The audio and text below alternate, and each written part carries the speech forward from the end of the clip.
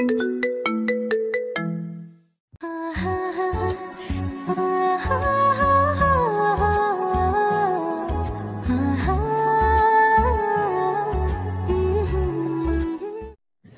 যান, আজান দিয়েছে। এখন এভাবে শুয়ে থাকলে তো হবে না, নামাজে তো যেতেই হবে। আজান তো এইমাত্র দিল, একটু রেস্ট করে তারপর যাই।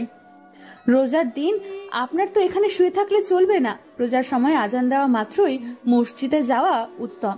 রোজার সময় বলতে রোজা না থাকলেও যাওয়া উচিত। আচ্ছা যাচ্ছি, আর বকবক করতে হবে না। তুমি নামাজ পড়ে নাও, আমি নামাজ পড়ে এসে তারপর গল্প করব। তারপর উনি চলে গেলেন মসজিদে। আমি উজু করে এসে নামাজ পড়ে নিলাম। আমার নামাজ পড়া শেষ হতেই পেছনে ফিরে দেখি উনি এসে হাজির। ব্যাপারটা বুঝলাম না, আজকে এত তাড়াতাড়ি চলে আসলো। প্রতিদিন তো লেট করে আসে, কি হলো আজকে এত তাড়াতাড়ি চলে আসলেন যে? সমস্যা হয়েছে কিছু নাকি? আজকে একটু লেট করে গিয়েছিলাম তো, গিয়ে দেখি নামাজ শুরু হয়ে গেছে, তো নামাজ পড়ে সুন্নত পড়ে চলে আসলাম, তাই আজকে বেশিক্ষণ সময় লাগেনি। এই জন্য আপনাকে বললাম যে তাড়াতাড়ি যান, তাহলে নামাজটা একটু বেশি করতে পারবেন। এরকম খামখেয়ালি হয়ে যাচ্ছেন কেন দিন দিন, বুঝতেছি না। আচ্ছা আর হবে না, এবারের মতো মাফ করে দাও। এখন থেকে সময় মতো চলে যাব, মসজিদে আর দেরি করব না। আমরা মুসলিম, আল্লাহ তাআলা আমাদের যা আদেশ নির্দেশ দিয়েছে আমাদের সেগুলো পালন করা উত্তম কার্য। আর যেগুলো থেকে আমাদেরকে দূরে থাকতে বলেছে, যেগুলো আমাদেরকে পানাহার করতে মানা করেছে, সেগুলো আমরা কোনো ক্রমে পানাহার বা বাজে কাজে লিপ্ত হব না। হ্যাঁ আমরা মুসলিম, আমাদের অনেক কিছুতে সুবিধা আছে। আমরা মুসলিম হয়ে অনেক প্রাউড ফিল করি, কারণ একমাত্র আল্লাহ তাআলা আমাদের সকল প্রকার স্বাধীনতা দিয়েছে এবং শুধু আমল করতে বলেছে আমাদের, আর আমাদের জন্য পরকালে জান্নাত তৈরি করে রেখেছে।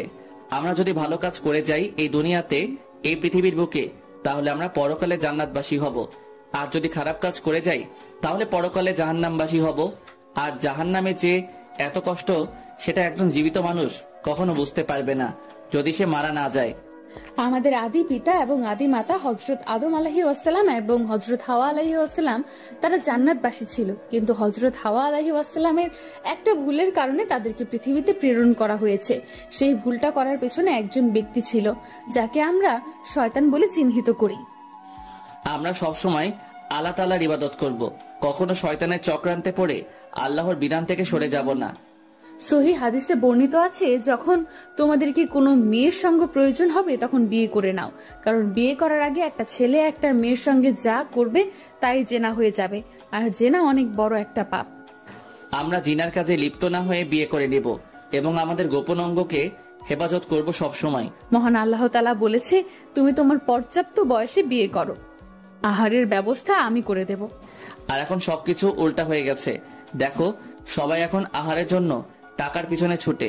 আহারের জন্য টাকার পিছনে ছুটতে গিয়ে কত যে জিনার কাজে লিপ্ত হয়ে যায় কেউ বুঝতে পারে না, আর যখন বুঝতে পারে তখন অনেক দেরি হয়ে যায়। আচ্ছা, আজকে বিকেলে কি আমাকে একটু ঘুরতে নিয়ে বের হবেন? অনেক দিন থেকে ঘুরতে বের হই না, তাই বোরিং লাগতেছে। আমাকে নিয়ে কি একটু বের হওয়া যাবে?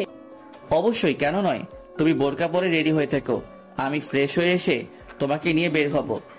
কোথায় যাওয়ার কথা হচ্ছে বৌমা? আসলে আম্মু, বাসায় থাকতে থাকতে বোরিং হয়ে যাচ্ছি, তাই আপনার ছেলেকে বললাম একটু বাড়ির আশেপাশে ঘুরে নিয়ে আসতে। সেটা তো অনেক ভালো কথা, যাও ঘুরে বেরিয়ে আসো। আর হ্যাঁ, ইফতারের আগে বাসায় ফিরে এসো, সবাই মিলে ইফতার করো, দেরি যেন না হয়। আমি তাহলে আজকে ইফতার রেডি করি, তুমি ঘুরে আসো। আম্মু, আমি যাব আর আসবো, বেশিক্ষণ দেরি করব না। আপনাকে কষ্ট করে ইফতার তৈরি করতে হবে না, আমি এসে তৈরি করব। তুমি তো সবসময় ইফতার তৈরি করো, তাই না? আজকে না হয় আমি করি, আমারও তো ইচ্ছা করে ইফতার তৈরি করতে। আমি জানি আম্মু, আপনার সাথে আমি তর্কে পারবো না, তাই আপনার সাথে আমি তর্কে জড়াতে চাই না। কখনো আল্লাহ যেন ভুলেও আমার দ্বারা এই কাজ না করায়। তোমার মতো লক্ষ্মী বৌমা যদি সবার ঘরে ঘরে থাকতো, আজকে নিশ্চিন্তে থাকতে পারতো শাশুড়িগুলো। আম্মু কি যে বলেন, আমি শুধু আমার দায়িত্বগুলো পালন করি। হাদিসে বর্ণিত আছে, বলেছেন যখন বাবা মার ঘরে থাকবে তখন তাদের সেবা যত্ন করো, কিন্তু যখন শ্বশুর শাশুড়ির ঘরে যাবা তখন শ্বশুর শাশুড়িকে মায়ের মতন দেখো, তাহলে সংসারে সুখ শান্তি থাকবে। তাই তো বললাম, তোমার মতো একটা লক্ষ্মী মেয়ে যদি সবার ঘরে বৌমা হয়ে যেত। কি আম্মু, বৌমার এত প্রশংসা করতেছো আজকে, ব্যাপার কি? চুপ থাক, মুখ পোড়া কথাকার। আমি কি কখনো আমার বৌমার বদনাম করেছি নাকি, যে আজকে প্রশংসা করতেছি যার জন্য তুই অবাক হচ্ছিস? আমার তো মনে হয় তোমার বৌমা একটা খাটাস। আমার সাথে যে ব্যবহারগুলো করে তাতে তো মনে হয় না সে শান্তশিষ্ট। মুখ সামলিয়ে কথা বলবি। আমার বৌমাকে কটু কথা বলার সাহস হয় কি করে তোর? আম্মু, যেটা সত্যি আমি সেটাই বলতেছি। আমার সাথে একদম খাটাসদের মতো ব্যবহার করে, সব সময় ঝাড়ি মারে, সব সময় গালিগালাজ বকাঝকা করে। আম্মু, সব মিথ্যা। আমি শুধু তার দায়িত্ব তাকে পালন করতে বলি, সঠিক সময়ে সঠিক কাজ করতে বলি, তাই আমি ওনার কাছে খারাপ। ছি মাহি, এসব কি শুনতেছি? সত্যি নাকি? কান ছিঁড়ে ফেলবো যদি আর কোনোদিন এরকম ব্যবহার করেছিস। জানেন আম্মু, আজকে ওনাকে নামাজের সঠিক সময় ডাক দিয়েছিলাম, উনি আমার সাথে কথা বলে লেট করে গিয়েছে। কে দেখে জামাত শুরু হয়ে গেছে। বলেন তো আমার এখন কি করা উচিত ওনাকে? এর জন্য মাহিনকে শাস্তি পেতে হবে। আজকে ইফতারের পর তার শাস্তি হবে। এখন যাও, তোমরা ঘুরে আসো। তারপর আমি আর উনি দুজনে বেরিয়ে পড়লাম আমাদের এলাকার পরিবেশ দেখতে। একদম নিরিবিলি আমাদের এলাকা। পাশ দিয়ে বয়ে গেছে ধরলা নদী। ধরলা নদীর মাঝে একটা চরের ওই সাইডে ব্রহ্মপুত্র নদী। আর সব থেকে একটা চমৎকার দৃশ্য আছে, আমাদের এখানে যে ধরলা এবং ব্রহ্মপুত্র নদীর মিলিত হয়েছে, আমাদের এলাকা থেকে কিছুটা দূরে গেলেই সেটা দেখতে পাওয়া যায়। পরের দৃশ্যটা যে এত সুন্দর সেটা কেউ না দেখলে বুঝতে পারবে না। এই নদীর পানি আর ও নদীর পানির সাথে কখনো মিশে যায় না। আল্লাহ তাআলার কি কুদরত! এক নদীর সাথে অন্য নদীর পানি মিল থাকে না। এক নদীর পানি যদি কাদাযুক্ত থাকে তো অন্য নদীর পানি একদম কাদা মুক্ত হয়ে থাকে। দেখতে কি সুন্দর লাগে সেটা বলে বোঝানো যাবে না। বন্যার সময় তো আরো সুন্দর হয়ে ফুটে ওঠে দৃশ্যটা। এত মনোযোগ দিয়ে কি এমন চিন্তা করতেছে আমার মহারানী, জানতে পারি? তেমন কিছু না, আসলে ভাবতেছিলাম যে আমাদের আশেপাশের প্রকৃতিটা কত সুন্দর, তাই না? আল্লাহ তাআলার প্রকৃতির সৃষ্টি করেছে আমাদের জন্য দৃষ্টিনন্দন। আল্লাহ তাআলা আমাদের জন্য যেগুলো সৌন্দর্যগুলো সৃষ্টি করেছে যা বলে প্রকাশ করা যাবে না। চলুন তো আজকে নদীর ধারে গিয়ে বসে জলধারা দেখব। অনেক দিন থেকে দেখা হয় না, কি সুন্দর দেখতে, তাই না? চলেন, আজকে মিস করতে যাচ্ছি না। আচ্ছা চলো, নদীর ধারে গিয়ে বসবো। প্রকৃতির হাওয়া এসে আমাদের গা জড়িয়ে দিয়ে যাবে। কতদিন ধরে নদীর ধারে গিয়ে বসি না, চলো আজকে যাব। তারপর উনি আর আমি হেঁটে যেতে লাগলাম নদীর পাড়ে। পরন্ত বিকেলে সূর্য পশ্চিম আকাশে হেলে পড়েছে। আমরা একে অন্যের হাতে হাত রেখে হেঁটে চলেছি, দুজন চুপচাপ, কেউ কোনো কথা বলতেছি না, শুধু প্রকৃতির সৌন্দর্যটা উপভোগ করতেছি। আমাদের বাসা থেকে 5 থেকে 10 মিনিট হাঁটলেই ধরলা নদী পাওয়া যায়। ধরলা নদী পার হয়ে আবার 15 থেকে 20 মিনিট হাঁটলে ব্রহ্মপুত্র নদ দেখতে পাওয়া যায়। ধরলা নদীর থেকেও ব্রহ্মপুত্র নদ দেখতে অনেকটা মনোমুগ্ধকর।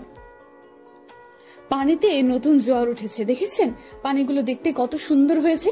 বৈশাখ মাস পড়ে গেছে, এখন তো পানির জোয়ার ভাটা শুরু হয়। সেটাই তো দেখতে পাচ্ছি, পানিতে জোয়ার ভাটা শুরু হয়ে গেছে, নতুন রূপ নিচ্ছে নদীটা। পানি ছাড়া যেন নদীর বুক শূন্য হয়ে আছে। কিছুদিন পর আবার ভরাট হয়ে যাবে। যখন ভরাট হয়ে যাবে তখন দেখতে আরো আকর্ষণীয় হয়ে যাবে, তাই না? যে কোনো জিনিস যেমন তোমাকে দিয়ে ধরো না, তুমি যখন বোরকা পরে না থাকো তখন তোমাকে কত বাজে দেখা যায়, আর যখন তুমি বোরকা পরো তোমাতে সৌন্দর্যটা আরো বৃদ্ধি পায়। খোলা জিনিসে কখনো সৌন্দর্য বৃদ্ধি পায় না, আবদ্ধ জিনিসে সবসময় সৌন্দর্য বৃদ্ধি পায়, এটাই বাস্তবতা। চলো হাত দিয়ে পানিগুলো স্পর্শ করি, দেখবে আরো ভালো লাগবে। চলো আমার সাথে, আমি তোমাকে নিয়ে যাব নিচে। যেতে ইচ্ছে করতেছে কিন্তু ভয় করতেছে, যদি আপনি আমাকে দুষ্টুমি করে ভিজায় দেন। আরে না, এরকম কিছু হবে না, পাগল হয়ে গেছো? তুমি রোজা, তারপর তোমাকে দেখে ক্লান্ত লাগতেছে, এরকম করা ঠিক হবে না। নিচে আসো, এমনিতেই পানিগুলো স্পর্শ করব, দেখবে যে মনের মধ্যে শান্তি বিরাজ করবে। ভরসা করো আমাকে। আপনি আমার স্বামী, আপনাকে ভরসা করব না তো কাকে ভরসা করব? আর আপনি যেটা বলেন সেটা করেন, আমি ভালো করে জানি। যেহেতু বলেছেন আমাকে নিয়ে যাবেন না, আমি আপনার উপর বিশ্বাস রাখতেই পারি, কারণ আপনি যেটা করবেন ভেবে চিন্তে করবেন। তারপর উনি আমার হাত ধরে আস্তে আস্তে নিচে নামাচ্ছেন। আমার মনে কেমন জানি একটা উন্মাদনা কাজ করতেছে। নদীর পানিও স্পর্শ করেছি, কিন্তু কখনো প্রিয় মানুষটার সাথে এভাবে হয়নি, আজকে প্রথম। তারপর দুজনেই নদীর বুকে চলে আসলাম। নদীর বুকে বলতেছি কারণ সুন্দর একটা নদীর বুকে বালুচড়া পড়েছে, যেখানে এখনো পানি হয়নি। উনি একটা ঘাটে থাকা নৌকো করে আমাকে সেখানে নিয়ে গেলেন। চারদিকের জলধারা আর মাঝখানে আমি আর উনি। প্রকৃতিটা দেখতেই অনেক সুন্দর লাগতেছে। মন চাচ্ছে যে এখান থেকে ফিরে না যাই, এখানেই থেকে যাই। সূর্যটা একদম পশ্চিম আকাশে হেলে পড়েছে, রক্তবর্ণ ধারণ করেছে পানির উপর। সূর্যের আলো পড়ে সেখান থেকে প্রতিফলিত হয়ে আমাদের চোখে পড়তেছে।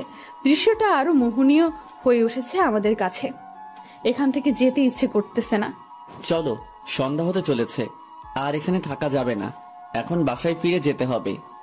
আর কিছুক্ষণ এখানে থাকি, ভালো লাগতেছে তো, কতদিন পর আসলাম, আর একটু থেকে যাই না। বুঝেছি, কিন্তু থাকা তো যাবে না। আম্মু বাসায় একা টেনশন করবে আমাদেরকে নিয়ে। চলো, পরে আরেকদিন আসবো, এখন যাই। কিছু না বলে চুপচাপ নৌকায় উঠে বসলাম। কোনো কথা বলতেছিলাম না, মুখ গোমরা করে রইলাম। দেখলাম উনি বারবার আমার মুখের দিকে তাকাচ্ছে আর অন্যদিকে মুখ ফিরিয়ে নিচ্ছে। বুঝলাম যে ওনার মন খারাপ হয়েছে, কারণ আমার মন খারাপ দেখলে ওনার আর মন ভালো থাকে না। সেটা অনেক আগে থেকে আমি জানি। কি আর করার, সন্ধ্যা যেহেতু হয়েছে, বাসায় তো যেতে হবেই। তাই আমি নিজের মনটাকে শান্ত করতে লাগলাম। আমি জানি তোমার মন খারাপ, এখন কি করব বলো? সন্ধ্যা হয়ে যাচ্ছে, তার উপর রোজা আছি। এখন যদি বাসায় না যাই তাহলে তো আম্মু নিশ্চয়ই টেনশন করবে। তুমি তো চেনো আম্মুকে। কই, আমি তো মন খারাপ করিনি, এমনিতেই মুখ বন্ধ করে রেখেছিলাম। তাই হয়তো তুমি মনে করেছো মন খারাপ করেছি। আমি তো একদমই মন খারাপ করিনি। আমার কাছ থেকে আর লুকাতে হবে না, আমি ভালো করে চিনি তোমাকে, বুঝছো? তোমার মুখ দেখলেই বুঝতে পারি সেই ক্ষমতা আমার হয়েছে। পাগলি, বাদ দাও ওসব কথা, এখন চলো বাসায় যাই। আম্মু একা কি করতেছে কে জানে, তাড়াতাড়ি চলো। দেখো, সূর্যটা একদম হেলে লাল বর্ণ ধারণ করেছে, দেখতে কত সুন্দর লাগতেছে। অর্ধেক তার তলিয়ে গেছে আর অর্ধেক অবশিষ্ট রয়েছে। দেখতেছি তো, খুব সুন্দর মনোমুগ্ধকর একটা পরিবেশ। মনে হচ্ছে এখানেই থেকে যাই, আর এই পরিবেশটা যেন কখনোই শেষ না হয়ে যায়। এটা মহান আল্লাহ তাআলার নির্দেশেই চলবে। তুমি আমি বললে সেটা তো সম্ভব না, তাই না? সেটাই তো আল্লাহর কুদরত। আল্লাহ তাআলা যাকে যেভাবে নির্দেশ দিয়েছে তাকে সেই নির্দেশ অনুযায়ী চলতেই থাকবে কিয়ামত পর্যন্ত। হয়েছে, এখন চলো বাসায় যাই। গিয়ে ফ্রেশ হয়ে ইফতার করে নামাজ পড়ে তারপর আম্মুকে নিয়ে তিনজনে মিলে গল্প করব। চলো। তারপর দুজনে চলে আসলাম বাসায়। বাসায় এসে দেখি আম্মু রান্নাঘরে, আমিও রান্নাঘরে চলে আসলাম। কি করো আম্মু, কি বানাইতেছো এখন? দেখি, আমাকে দেখাও। কই, তেমন কিছু না, তোমাদের দুজনের ফেভারিট ডিশ তৈরি করতেছি। কি দরকার ছিল এত কষ্ট করার? না করলেই তো পারতে। তোমাকে বাসায় রেখে গেলাম যে তুমি বসে থাকবে, আর এখন দেখি তুমি রান্নার কাজে ব্যস্ত। ক্লান্ত লাগে না তোমার? ছেলে মেয়ের জন্য কখনো যদি কোনো কিছু করতে পারি তাহলে সেখানে ক্লান্তি নামক জিনিসটা উধাও হয়ে যায়। কোনো ক্লান্তি লাগবে না আমার। তুমি যাও, ফ্রেশ হয়ে আসো, আমি এই সময়ে রান্নার কাজটা শেষ করি। আমার ফ্রেশ হতে হবে না, এখন তুমি বাইরে যাও। তোমাকে দেখে বোঝা যাচ্ছে তুমি অনেক ক্লান্ত। তুমি বাইরে যাও, বাকি কাজটুকু আমি করে নিচ্ছি। বাহ, তোমাদের দিন দিন যে পরিবর্তন দেখতে পাচ্ছি। আমি তো মাঝে মাঝে কনফিউজড হয়ে যাই, মনে হচ্ছে আমি একজন মেয়ে, আমাকে বিয়ে করে এই বাড়িতে নিয়ে এসেছে কেউ। এত জ্বালাতন কিন্তু ভালো লাগে না, বুঝেছেন? অন্যের ভালোবাসা দেখে এত জ্বলবেন না, তাহলে ভালো হবে না কিন্তু আপনার। আমি জ্বলতে চাই না, কিন্তু আমার মনে ইচ্ছে করে বারবার জ্বলতে থাকি, কারণ এই ভালোবাসা দেখে আমারও খুব ভালো লাগে। অনেক হয়েছে, এখন গিয়ে নাস্তা টেবিলে বসে পড়। আমরা দুজন ইফতার তৈরি করে টেবিলে দিচ্ছি। এখানে থেকে তোর কোনো কাজ নেই। যাচ্ছি তো। আম্মু, এত তাড়া দিচ্ছ কিসের জন্য? আমি কি তোমাদের সাহায্য করার জন্য এসেছি, নাকি আমি তো দেখতে এসেছি? অলস মানুষ এর থেকে আর কি করতে পারে? এটাই তো করতে পারে। হ্যাঁ, দেখো, খোটা মেরে কথা বলবে না বলে দিলাম। এখন কিন্তু এমনিতে অনেক ক্লান্ত লাগতেছে, খোটা দিলে ভালো হবে না। আম্মু, দেখেছো তোমার ছেলে সব সময় ঝগড়ার জন্য শুধু বাহানা খুঁজে বের করে। এটা কিন্তু ভালো না, আমি ঝগড়া করতে পারবো না এখন। আম্মু, তুমি বলো, এরকম কথা কি কারো গায়ে সহ্য হয়? তুই যাবি এখান থেকে নাকি মাইর খাবি?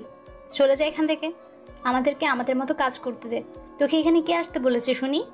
সেটাই তো, তোমাকে এখানে কে আসতে বলেছে? আচ্ছা, তাহলে এই ব্যাপার, আমাকে কেউ পাত্তা দিচ্ছ না এখন? আচ্ছা, আমিও দেখাবো। তারপর সেখান থেকে চলে আসলাম।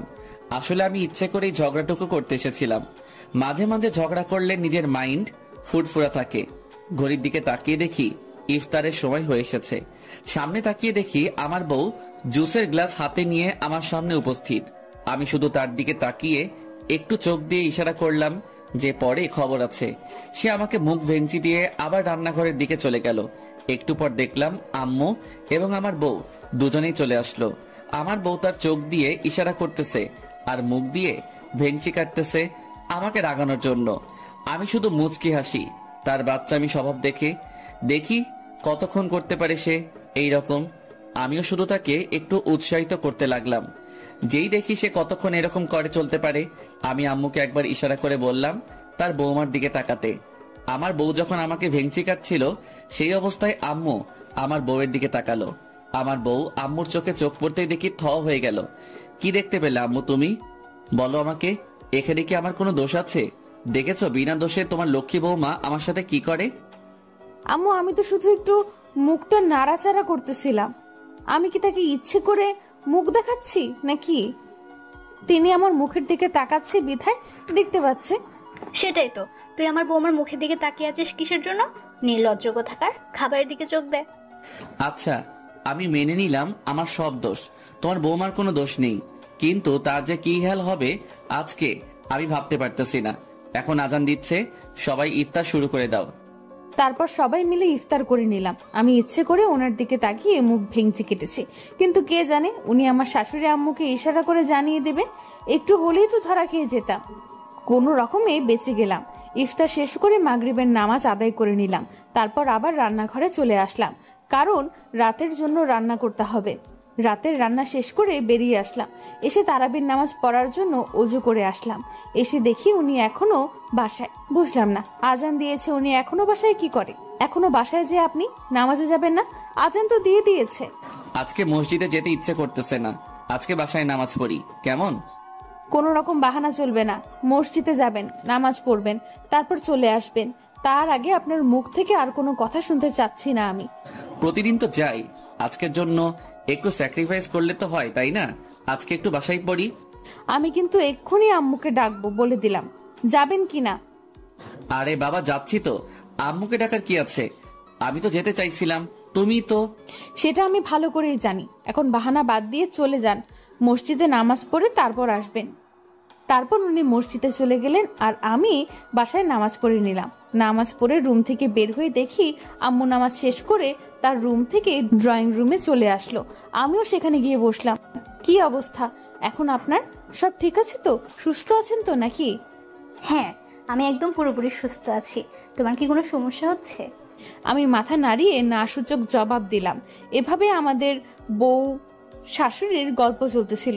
নামাজ শেষ করে এসে উনিও আমাদের দলে যোগ দিলেন। আজকে এত লেট করে বাসায় ফিরে আসলেন, ব্যাপার কি? নামাজ শেষ করেই তো আসলাম। নামাজ শেষ হয়েছে, বাসায় চলে আসলাম।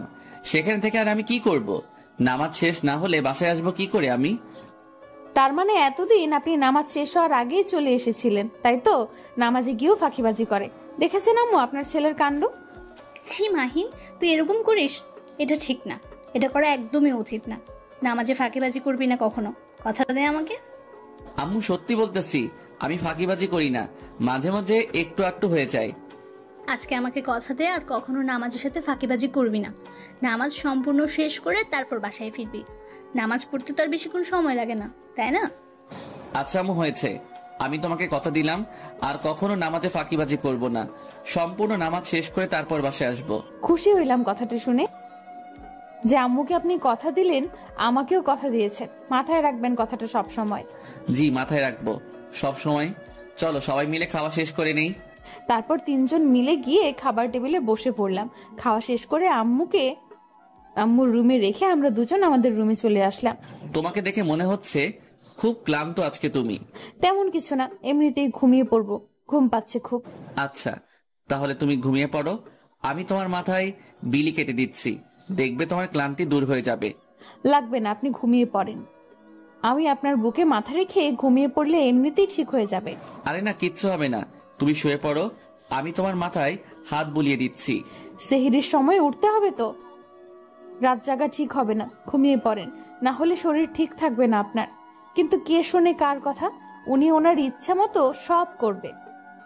আমি ভালো করেই জানি আমি ওনাকে যেটা বলবো উনি কানে নিবে না, তবে আম্মু যেটা বলবে সেটা সে অক্ষরে অক্ষরে পালন করবে।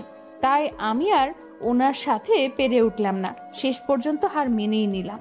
কি হলো, আপনি এখনো ঘুমিয়ে পড়েননি? এখনো আমার মাথায় হাত বুলিয়ে দিচ্ছেন? আপনার ঘুম পায়নি বুঝি? এত রাত হয়ে গেছে। না, আমার ঘুম পাইনি, আমি আমার প্রিয় মানুষটাকে দেখতে দেখতে সারা জীবন কাটিয়ে দিতে পারবো, এমনকি না ঘুমিয়ে কয়েকটা রাত কাটিয়ে দিতে পারবো, শুধু যদি তার মুখখানা আমি দেখতে পাই। চাপাবাজি কম করে করেন তো, অনেক রাত হয়ে গেছে, এখন ঘুমিয়ে পড়েন, আসেন আমার পাশে শুয়ে পড়েন। এভাবে আর মাথায় হাত দিয়ে বিলি কেটে দিতে হবে না। তোমার কি এখনো মাথা ব্যথা আছে নাকি সম্পূর্ণভাবে সুস্থ হয়ে গেছো? যদি মাথা ব্যথা থেকে থাকে তো সত্যিটা বলো, তাহলে আর কিছুক্ষণ মালিশ করে দেই। আমি এখন একদম ঠিক হয়ে গেছি, আর কিছুক্ষণ যদি আপনি আমার মাথায় বিলি কেটে দেন তখন দেখা যাবে অতিরিক্ত বিলি কেটে দেওয়ার কারণে আমার মাথা ব্যথা শুরু হয়ে যাবে। আপনি আমার পাশ দিয়ে শুয়ে পড়েন তো, আর আমি আপনার বুকে মাথা দিয়ে শুয়ে পড়ি। আচ্ছা, তোমার ইচ্ছা, এই নাও শুয়ে পড়েছি। এখন তোমার মাথাটা আমার বুকের উপর রাখো সোনা। একদম দুষ্টামি করবেন না, বুঝছেন? আমাকে আপনার হার্টবিট শুনতে দেন। যদি নড়াচড়া করেছেন তো তাহলে খুব খারাপ হয়ে যাবে, বলে দিলাম। একটুও দুষ্টুমি করবেন না, আমি আমার মন দিয়ে আপনার হার্টবিটের শব্দ শুনবো আজকে। প্রিয় মানুষের বুকে মাথা রেখে শুয়ে থাকা যে কি পরিমাণ একটা আনন্দ, সেটা যে শুয়ে থাকে সে বুঝতে পারে। আর যারা এখনো প্রিয় মানুষটার বুকে মাথা রাখতে পারেনি, অধৈর্য হবেন না। আল্লাহ তাআলা হয়তো আপনার জন্য এমন একটি বুক তৈরি করে রেখেছে, যে বুকে আপনি মাথা রাখলে পৃথিবীর সবকিছু ভুলে গিয়ে সেই শান্তিতে নিমজ্জিত হয়ে থাকবেন। আপনি যখন আপনার প্রিয় মানুষটার বুকে মাথা রাখবেন তখন আপনার মনে হবে যে চারিপাশে যতই ঝড় আসুক না কেন, এই বুক থেকে আপনাকে কেউ ছিনিয়ে নিয়ে যেতে পারবে না। এরকম একটা আত্মবিশ্বাস তৈরি হয়। আর প্রিয় মানুষটার বুকে মাথা রাখলে মনে হয় যে পৃথিবীর সব সুখ এখানেই। কথাগুলো ভাবতে ভাবতে কখন যে ঘুমিয়ে পড়েছিলাম বুঝতেই পারিনি। যখন ভোর হলো, মসজিদে সেহরি খাওয়ার জন্য ডাক দিচ্ছে, আমার ঘুম ভেঙে গেল। চোখ খুলে তাকিয়ে দেখি আমি ওনার বুকে মাথা রেখে এখনো শুয়ে আছি, আর উনি ওনার 2 হাত দিয়ে আমাকে ওনার বুকের সাথে জড়িয়ে ধরে আছে। এই যে মিস্টার অলস, সেহরির সময় হয়ে গেছে, এইবার উঠে পড়েন, সেহরি করে নামাজ পড়ে নিন। এইভাবে কয়েকবার ওনাকে ডাক দিলাম, কিন্তু উনি কোনো সাড়া শব্দ দিচ্ছে না, কারণ ঘুমাতে অনেক রাত হয়ে গেছে আজকে আমার জন্য। ঘুমের মাঝে ওনাকে দেখতে একদম ছোট বাচ্চাদের মতো লাগতেছে, যেন কি নিষ্পাপ একটা চেহারার বাচ্চা। ঘুমিয়ে থাকলে সত্যি আমার বরটা বেশ সুন্দর লাগে, তবে দেখতে অলস অলস লাগে না, এটা বলা ভুল হবে। আমি ওনার হাত আমার পিঠের উপর রেখে সরিয়ে নিলাম। নেওয়ার পর আমি বিছানা থেকে নেমে অজু করে আসলাম।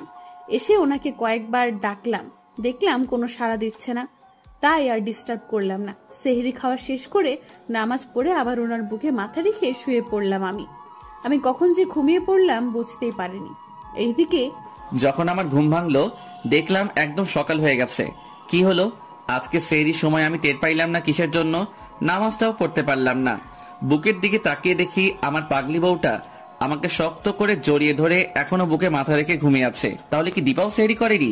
যদি দীপা নামাজ পড়তো বা সেহরি করতো তাহলে তো আমাকে নিশ্চয়ই ডাকতো, তাই না? এই যে ম্যাডাম, ঘুম হয়েছে আপনার?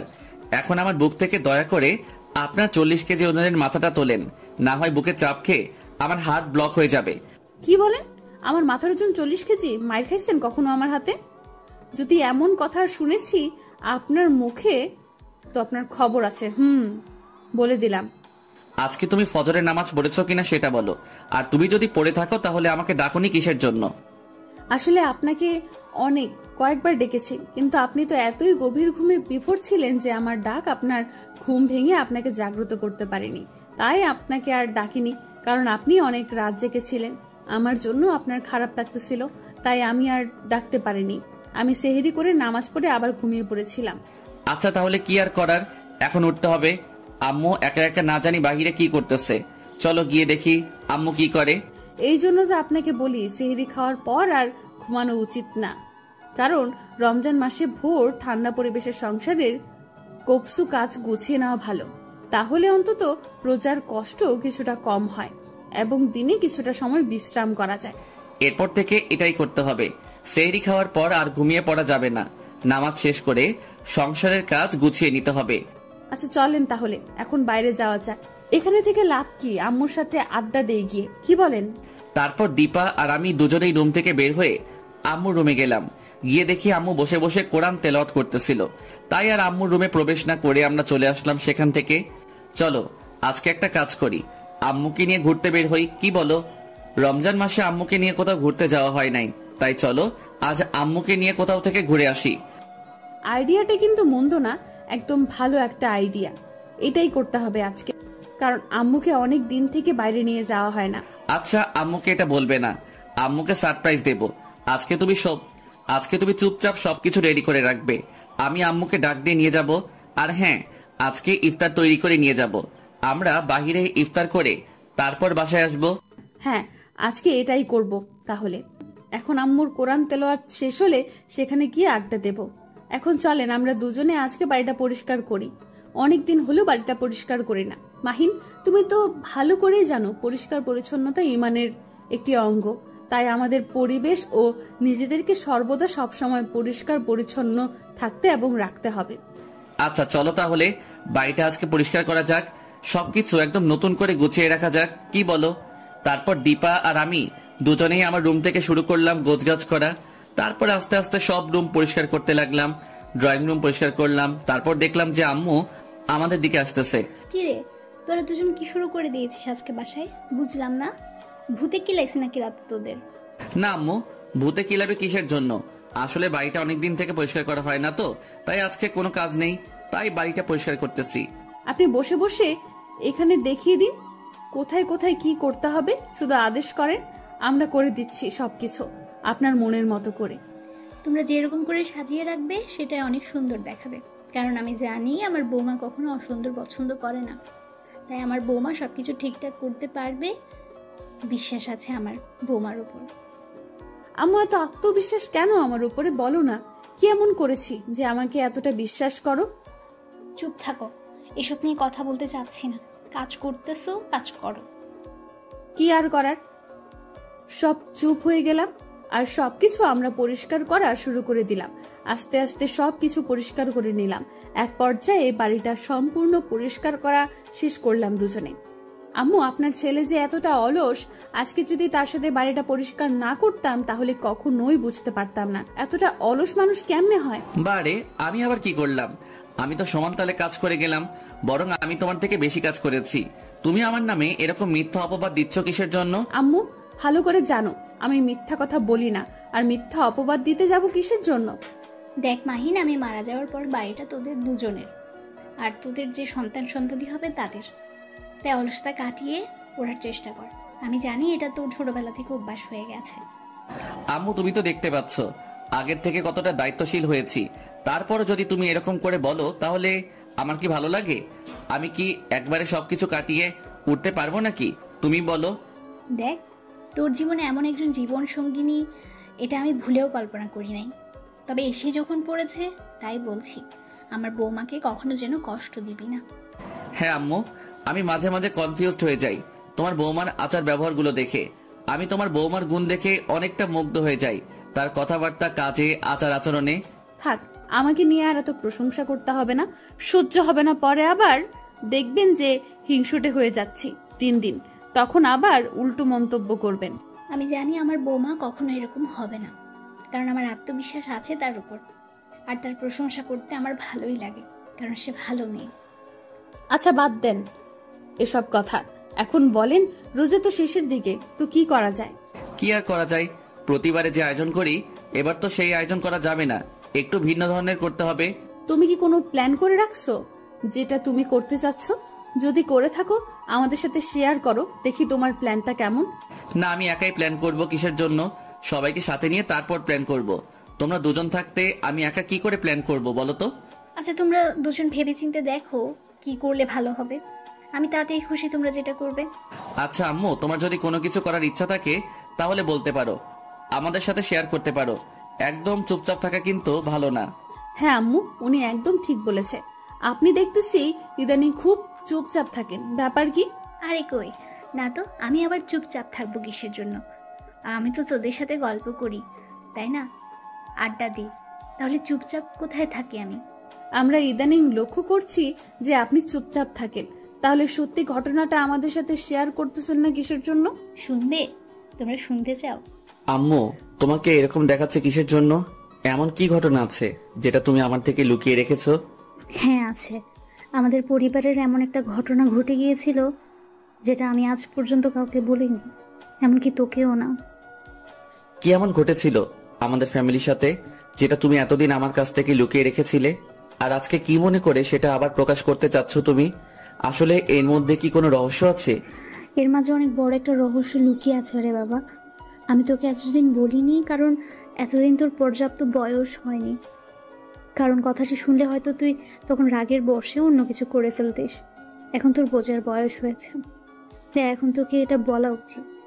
কারণ তোর কাছ থেকে এটা লুকিয়ে রাখলে পরে ঝামেলা হবে। পরে কি আম্মু, কি এমন ঘটেছিল আপনাদের ফ্যামিলিতে যা ওনার কাছ থেকে লুকিয়ে রেখেছিলেন আর আজকে সেটা প্রকাশ করতে চাচ্ছেন? এমন কি কোনো রহস্যময় ঘটনা আছে আপনাদের ফ্যামিলিতে? হ্যাঁ আছে রে মা, সেই রকম একটা ঘটনা যেটা শুনলে হয়তো তোমরা নিজেদেরকে ধরে রাখতে পারবে না। তাও তোমাদের শক্ত হয়ে ঘটনাটা শুনতে হবে, কারণ এটাই বাস্তবতা আর এটাই তোমাদের মেনে চলতে হবে। কি এমন ঘটেছিল আমাদের ফ্যামিলিতে যা তুমি আজকে বলতেছো? আর তুমি যেভাবে কথাগুলো বলতেছো মনে হচ্ছে অনেক বড় একটা রহস্য লুকিয়ে আছে। তোর আব্বু যে মৃত্যুবরণ করেছিল সেটা স্বাভাবিক মৃত্যু ছিল না, একটা ভয়ঙ্কর মৃত্যু ছিল। কি সব কথা বলছো আম্মু? তোমার মাথা ঠিক আছে? যদি বাবার স্বাভাবিক মৃত্যু না হয়ে থাকে তাহলে পোস্টমর্টেম করে কেন বাবার মৃত্যুকে স্বাভাবিক বলে ঘোষণা করা হয়েছিল সেদিন? কারণ যেভাবে তোর আব্বুর মৃত্যুটা হয়েছিল পোস্টমর্টম করে কিছুই ধরা পড়তো না, সেটা আমি ভালো করে জানি। কারণ আমি নিজ চোখে দেখেছি যে আসলে আম্মু ঘটনাটা কি বলেন তো? কেমন জানি রহস্যের মধ্যে ঢুকে যাচ্ছি আমরা, আর আমার গা কেমন শিউরে উঠছে। আসল ঘটনাটা বলুন তো আম্মু তাহলে আপনি। সেদিন আমরা ঈদের কেনাকাটা করে বাসায় ফিরতেছিলাম, হঠাৎ করে একটা বট গাছের সামনে এসে আমাদের গাড়িটা নষ্ট হয়ে যায়। তারপর কি হয়েছিল আম্মু? তাহলে শুনে মনোযোগ দিয়ে। সেদিনকার ঘটনাটা মনে পড়লে আমার চোখ দিয়ে সব সময় পানি পড়ে। কি গো, হঠাৎ করে গাড়ি দাঁড় করালে যে? বাড়ি যাব না? এই গুটগুটো অন্ধকারে কি করব আমরা এখানে? আমি এখানে ইচ্ছা করে গাড়ি দাঁড় করাইনি। সামনে তাকিয়ে দেখো কিছু বজ্জাত। এরা আবার কারা? এদের পা দেখা যাচ্ছে না কিসের জন্য? শুধু কোমর থেকে উপর দিকটা দেখা যাচ্ছে, কিন্তু পা দেখতে পাচ্ছি না কিসের জন্য? এরা আমাদের রাস্তা আটকে দাঁড়িয়ে আছে কিসের জন্য? দাঁড়াও, ওদের সাথে কথা বলে দেখি আসলে ওরা আমাদের কাছ থেকে কি চায়। আর আমরা তো তাদের কোনো ক্ষতি করিনি, তাহলে তারা কেন আমাদের এরকম করে পথ আটকে দাঁড়িয়ে থাকবে? তুমি ভিতরে থাকো, নামবে না, আমি কথা বলবো ওদের সাথে। না, আমি এখানে থাকবো না, আমি তোমার সাথে যাব। ওরা যদি তোমার কোনো ক্ষতি করে ফেলে তাহলে আমি কি করে বেঁচে থাকবো বলো? আমাকে তুমি কথা দাও, তুমি এই গাড়িতে বা আমার সাথে আসবে না। এই বাড়ির পেছন দিয়ে একটা রাস্তা চলে গিয়েছে, সেই রাস্তা করে বাসায় চলে যাবে। আমি যদি সুস্থ থাকি তাহলে বাসায় ফিরবো, আর যদি না ফিরতে পারি তাহলে জানবে আমি নেই। এটা আমার দ্বারা কখনো সম্ভব না। আমি আপনাকে কথা দিয়েছি বাসর রাতে যেখানে যাব একসাথে যাব, মরলে একসাথে মরবো, আর বাঁচলে বাঁচবো একসাথে। তাহলে কেন আজকে আপনি আমাকে এভাবে একা তাড়িয়ে দিচ্ছেন? কারণ তোমার পেটে আমাদের অনাগত বাচ্চা আছে, যার ভবিষ্যৎ এখনও পড়ে আছে। তাকে তো আমরা আর কষ্ট দিতে পারি না, তাই না? শুধু তুমি আর আমি হলে সেটা অন্য কথা ছিল। তোমার মাঝে আমাদের দুজনের স্বপ্ন, আমাদের ভালোবাসা, তাই তোমাকে এখন চলে যেতে হবে। তারপর তিনি আমাকে অনেক জোর জবরদস্তি করে সেখান থেকে তাড়িয়ে দেয়, কিন্তু আমি সেখান থেকে না এসে সবকিছু লুকিয়ে লুকিয়ে দেখতেছিলাম। উনি ওদের কাছে গিয়েছিল আর ওদের সাথে কথা বলতেছিল। হঠাৎ করে কি জানি হলো, একজন খারাপ লোক ওনাকে একটা ধাক্কা দিলেন, যার জন্য উনি অনেকটা রেগে গিয়েছিলেন এবং ওনাদেরকে একটা অভিশাপ দিয়েছিলেন, যার জন্য ওনারা তোমার আব্বুকে খুন করে।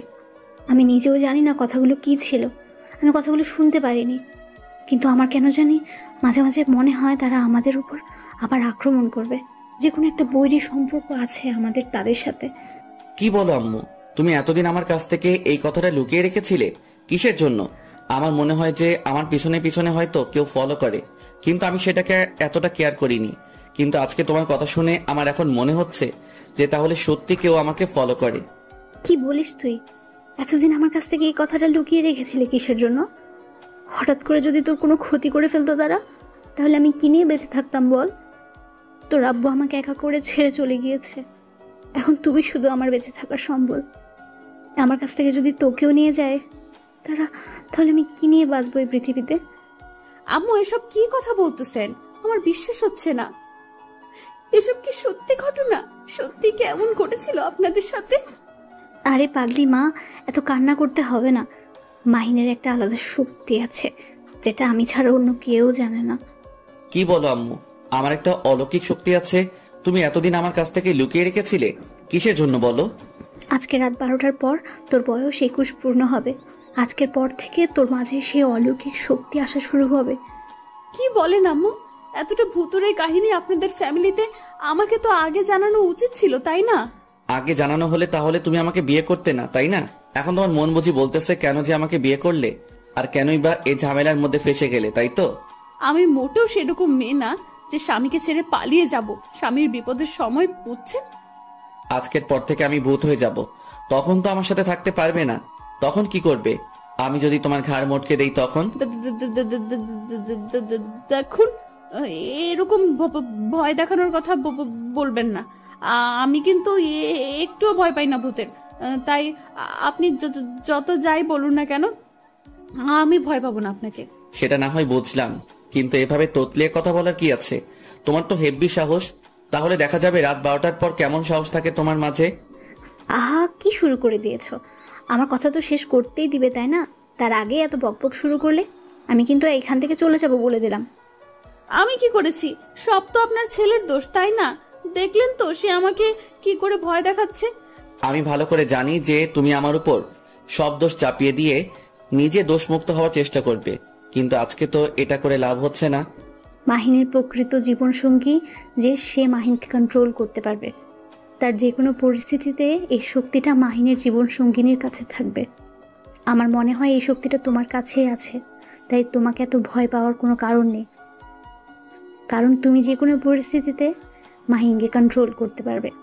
সত্যি আম্মু? তাই নাকি? তাহলে তো আপনার ছেলের 12টা বাজিয়ে ছেড়ে দেব, দেখব সে আমার কথা না শুনে কোথায় যায়, যেহেতু আমি তাকে কন্ট্রোল করতে পারবো। এটা আবার কেমন অলৌকিক শক্তি যে জীবনসঙ্গিনী যদি আমাকে কন্ট্রোল করতে পারে? এরকম ক্ষমতা আমি চাই না। তাহলে পেতনিটা আমাকে জ্বালিয়ে মেরে ফেলবে। নামাজের সময় হয়ে এসেছে, যাও গোসল করে নামাজের জন্য রেডি হও। আমিও গোসল করতে চাই, অনেক গল্প করলাম। আর এখন যা কিছু করবে ভেবে চিন্তে করবে, যেদিকে যাবে দেখে শুনে চোখ কান খোলা রেখে সেদিকে যাবে। আচ্ছা আম্মু, তাহলে আমরা গোসল করে নেই, তুমিও গোসল করে নাও। নামাজ শেষে আবার গল্প করতে বসবো। আজকে যে আম্মুকে নিয়ে বিকেলে বের হওয়ার কথা ছিল সেটাকে ভুলে গিয়েছেন নাকি? আমি এতবার আপনাকে ইশারা করতেছিলাম, আপনি দেখলেন না কেন? এটা আম্মুর জন্য সারপ্রাইজ। আপনাকে কি করে সেখানে বলতে পারবো যে তাড়াতাড়ি চলেন? আম্মুকে সারপ্রাইজ দিতে হলে এইভাবে বলবো না। আম্মুকে সারপ্রাইজ দিতে হলে এইভাবে বলবো, তাই না? যে আম্মু আপনার জন্য সারপ্রাইজ আছে, তাড়াতাড়ি রেডি হন। হয়েছে, আমার ভুল হয়ে গেছে, এবারের মতো ক্ষমা করে দাও কেমন? তাড়াতাড়ি চলো, গোসল করে আমি নামাজ পড়ে আসি, তুমিও নামাজ পড়ো, তারপরও রেডি হয়ে আম্মুকে নিয়ে বেরিয়ে পড়বো। এখন তো যত তাড়া দেখাতে পারেন দেখাবেন, কিন্তু একটু আগে তো আমি আপনাকে তাড়া দিয়েছি, সেটার খেয়াল করলেন না। কি জন্য? তার জন্য আপনার শাস্তি পেতে হবে আজকে রাতে। আচ্ছা, সেটা না হয় রাতে দেখা যাবে, এখন এরকম বকবক না করে তাড়াতাড়ি রুমে চলো। কি আমি বকবক করি, তাই না? আপনি সব সময় বকবক করেন, আমি তো সব সময় চুপচাপ থাকি। আপনি তো আমাকে কথা বলতে বাধ্য করেন।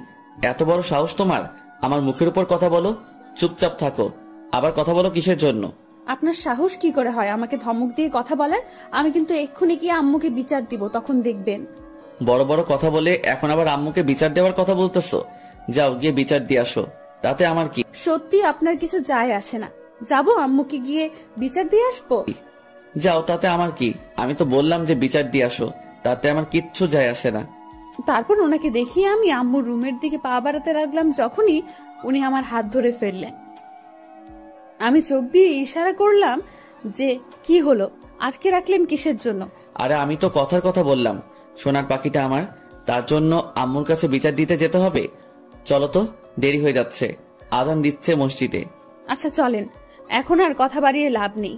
অনেক তর্ক করলাম আপনার সাথে, রোজা রেখে কথা বলতে পারবো না, পরে দেখা যাবে বিকেলে অনেক ক্লান্ত হয়ে যাব। চলেন তো এখনই। তারপর দুজনে রুমে চলে আসলাম। এসে গোসল করে উনি পাঞ্জাবি পরে মসজিদে রওনা দিলেন। আমিও অজু করে এসে জায়নামাজটা নিয়ে নামাজে দাঁড়িয়ে গেলাম। নামাজ পড়া শেষ করে ঘরে কিছুক্ষণ শুয়ে রইলাম। ঘর থেকে বের হয়ে দেখি উনি নামাজ শেষ করে বাসার ভেতরে প্রবেশ করতেছে, আর আম্মু দেখি ওনার রুম থেকে বেরিয়ে আসতেছে। আম্মু, আপনার সাথে কিছু কথা ছিল, যদি কিছু মনে না করেন তাহলে আজকে আমি আপনাকে একটা নতুন শাড়ি পরিয়ে দিতে চাচ্ছি। এটা আমার অনেক দিনের ইচ্ছা ছিল, কিন্তু লজ্জায় এখনো বলতে পারিনি। এখন কি দরকার? ঈদের দিন পরিয়ে দিস কেমন? এতদিন যেহেতু ধৈর্য ধরে এসেছিস, তাহলে ঈদ পর্যন্ত একটু ধৈর্য ধরে থাক। না, এতদিন ধৈর্য ধরতে ইচ্ছা করতেছে না, আজকে পরিয়ে দিই। ইচ্ছা করতেছে খুব। কেন এরকম করতেছেন? চলেন না রুমের ভেতর। আরে আম্মু, তোমার কলিজার বৌমা বলতেছে আর তুমি এখানে নানা করতেছো, বিষয়টা কেমন দেখায় না? কিন্তু এখন ভাল লাগতেছে না, পরে আরেকদিন, বললাম তো। ঈদের দিন পড়লে কেমন হয়? ঈদের দিন পড়বে মানে? এতই বৌমাকে ভালোবাসো আর বৌমার একটা আবদার রাখতে চাচ্ছ না? সে তো তোমার কাছ থেকে কিছু চাইনি, শুধু তোমাকে একটা নতুন শাড়ি পরিয়ে দিতে চেয়েছে, তাতেই তুমি এরকম রিয়াকশন করতেছো? তোমার বৌমার মন খারাপ হবে, সেই দিকটা কি ভেবে দেখেছো? আচ্ছা চলো তোমার মনের ইচ্ছাটা পূরণ করে আসি, না হলে বদমাস ছেলেটা সবসময় খোঁটা দিয়ে কথা বলবে, তার থেকে তোমার আবদার পূরণ করে দেই। তারপর আমি ওনাকে ইশারা করে রেডি হতে বললাম। আমি যেহেতু বোরকা পরবো তাই বোরকা রেডি করে রেখে এসেছি। এখন আম্মুকে রেডি করে তারপর আমি গিয়ে বোরকা পরে নিব। তারপর আম্মুকে ধরে ধরে শাড়িটা পরিয়ে দিলাম। দেওয়ার পর আম্মুকে আয়নার সামনে নিয়ে গিয়ে ভালো মতো চুলগুলো ঠিক করে দিলাম। আম্মুকে আয়নার সামনে থেকে সরিয়ে নিয়ে বাহিরে নিয়ে আসলাম, এনে সোফায় বসিয়ে দিয়ে বললাম যে আমি রুমে যাব আর আসবো। তোমরা দুজনে আসলে করতে চাচ্ছটা কি আমার সাথে বুঝতেছি না, এরকম করতেছো কেন? আজকে তোমাদের ব্যবহার কিরকম যেন আজব আজব লাগতেছে আমার কাছে। আপনি শুধু শুধু আমাদের নিয়ে টেনশন করেন, এত টেনশন করা ঠিক না। আপনি যেখানে বসে আছেন সেখানে বসে থাকেন, আমি রুমে যাব আর আসবো। তারপর আম্মুকে আর কোনো কিছু বলার সুযোগ না দিয়ে আমি তাড়াতাড়ি রুমে এসে পড়লাম। কি ব্যাপার অলস মানুষ, এখনো আপনার এই অবস্থা? ভেবে পাচ্ছি না কি করব। তোমার যদি পছন্দ না হয় তাই তোমার জন্য অপেক্ষা করতেছি। আমি সবকিছু পরে রেডি, শুধু পাঞ্জাবি কোন কালার হবে সেটা তুমি সিলেক্ট করে দাও। ও আচ্ছা, তাহলে এই ব্যাপার। আজকে নীল কালারের পাঞ্জাবি পরেন, খুব সুন্দর মানাবে আপনাকে। ওকে আমার সুইট অ্যান্ড কিউট বউ, আমি তোমার কথা মতোই পাঞ্জাবিটা পরতেছি, তুমি ম্যাচিং করে নীল বোরকাটা পরে নাও। তারপর আমরা দুজনে রেডি হয়ে সেখান থেকে চলে আসলাম। এসে দেখি আম্মু আমায় কি সত্যি বসে কথাটা আছে বলবা তোমরা আর এখন? আমাদের জন্য যাচ্ছ কোথায়? অপেক্ষা করতেছে। আর আমাকে নিয়ে যাচ্ছ আমাদের কোথায় দুজনকে তোমরা? দেখে আম্মু তো অবাক।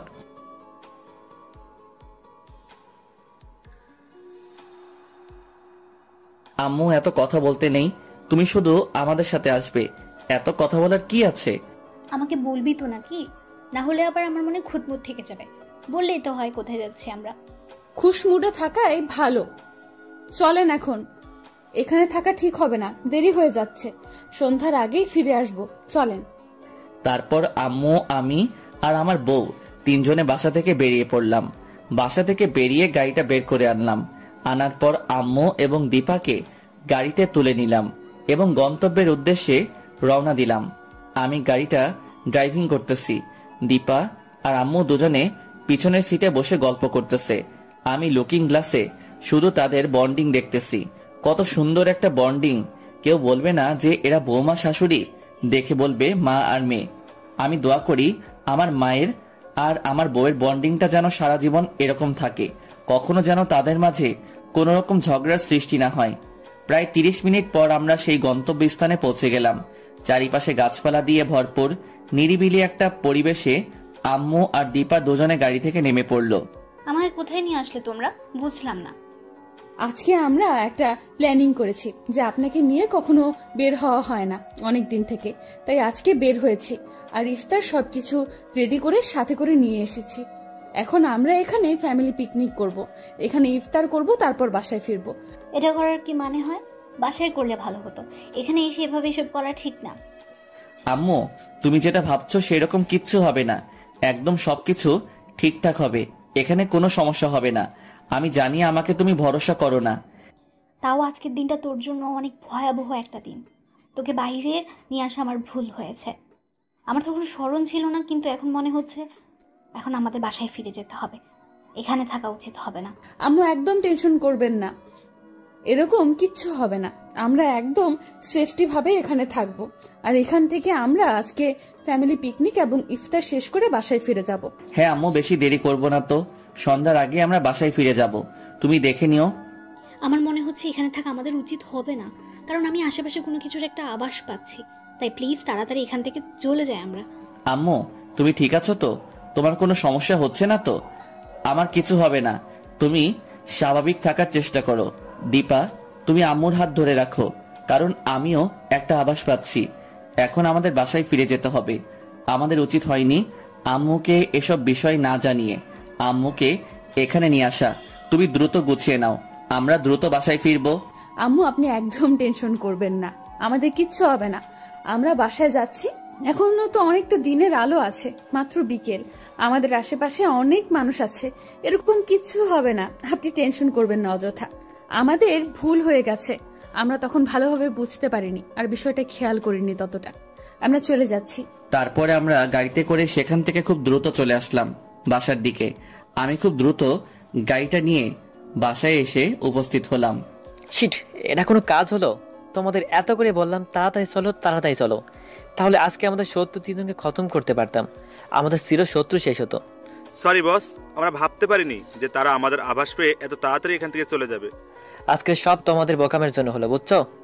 আজকে যদি আমরা তাদেরকে শেষ করে দিতে পারতাম তাহলে আমরা নিশ্চিন্তে থাকতে পারতাম, কিন্তু এখন তো থাকতে পারবো না। এত টেনশন করার কি আছে? তারা তো মানুষ, আমরা তাদের বাসায় গিয়ে অ্যাটাক করি এবং তাদেরকে নিমিষের মধ্যে শেষ করে দিয়ে আমরা নিশ্চিন্তে থাকতে পারি, তাই না? বোকার দল কোথাকার! যদি সেরকমটা হতো তাহলে তো আমি কবেই তাদেরকে শেষ করে দিতাম।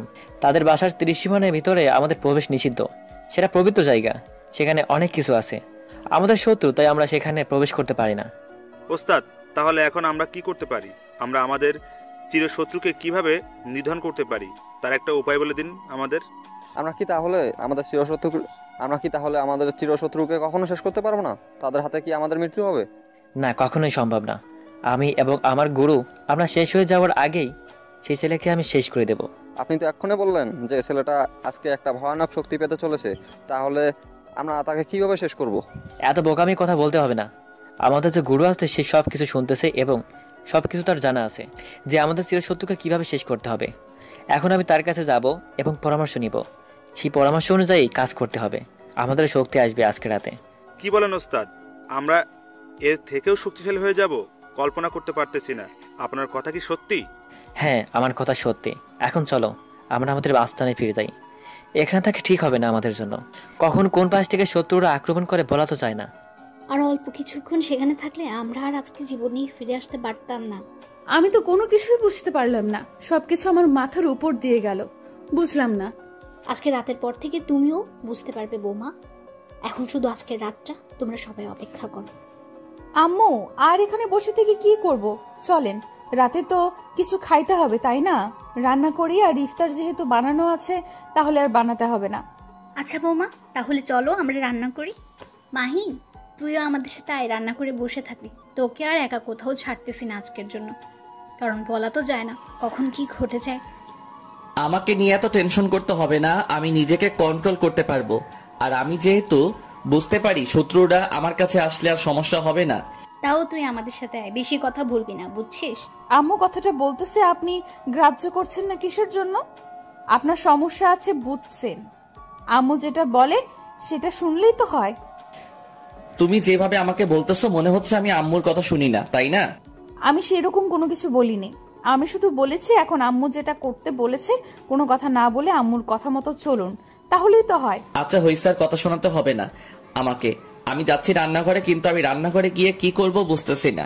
আজকে আপনাকে আমরা রান্না শিখাবো, বলা তো যায় না কখন আমি চলে যাই এই পৃথিবী থেকে। আপনাকে তো রান্না করে খেতে হবে যতদিন না অন্য একটা বিয়ে করতেছেন। কথাগুলো ঠিক মতো বলো, বুঝছো? এরকম কথা যদি আর কখনো শুনেছি তাহলে একটা মাইরও মাটিতে পড়বে না, সব পিঠে পড়বে।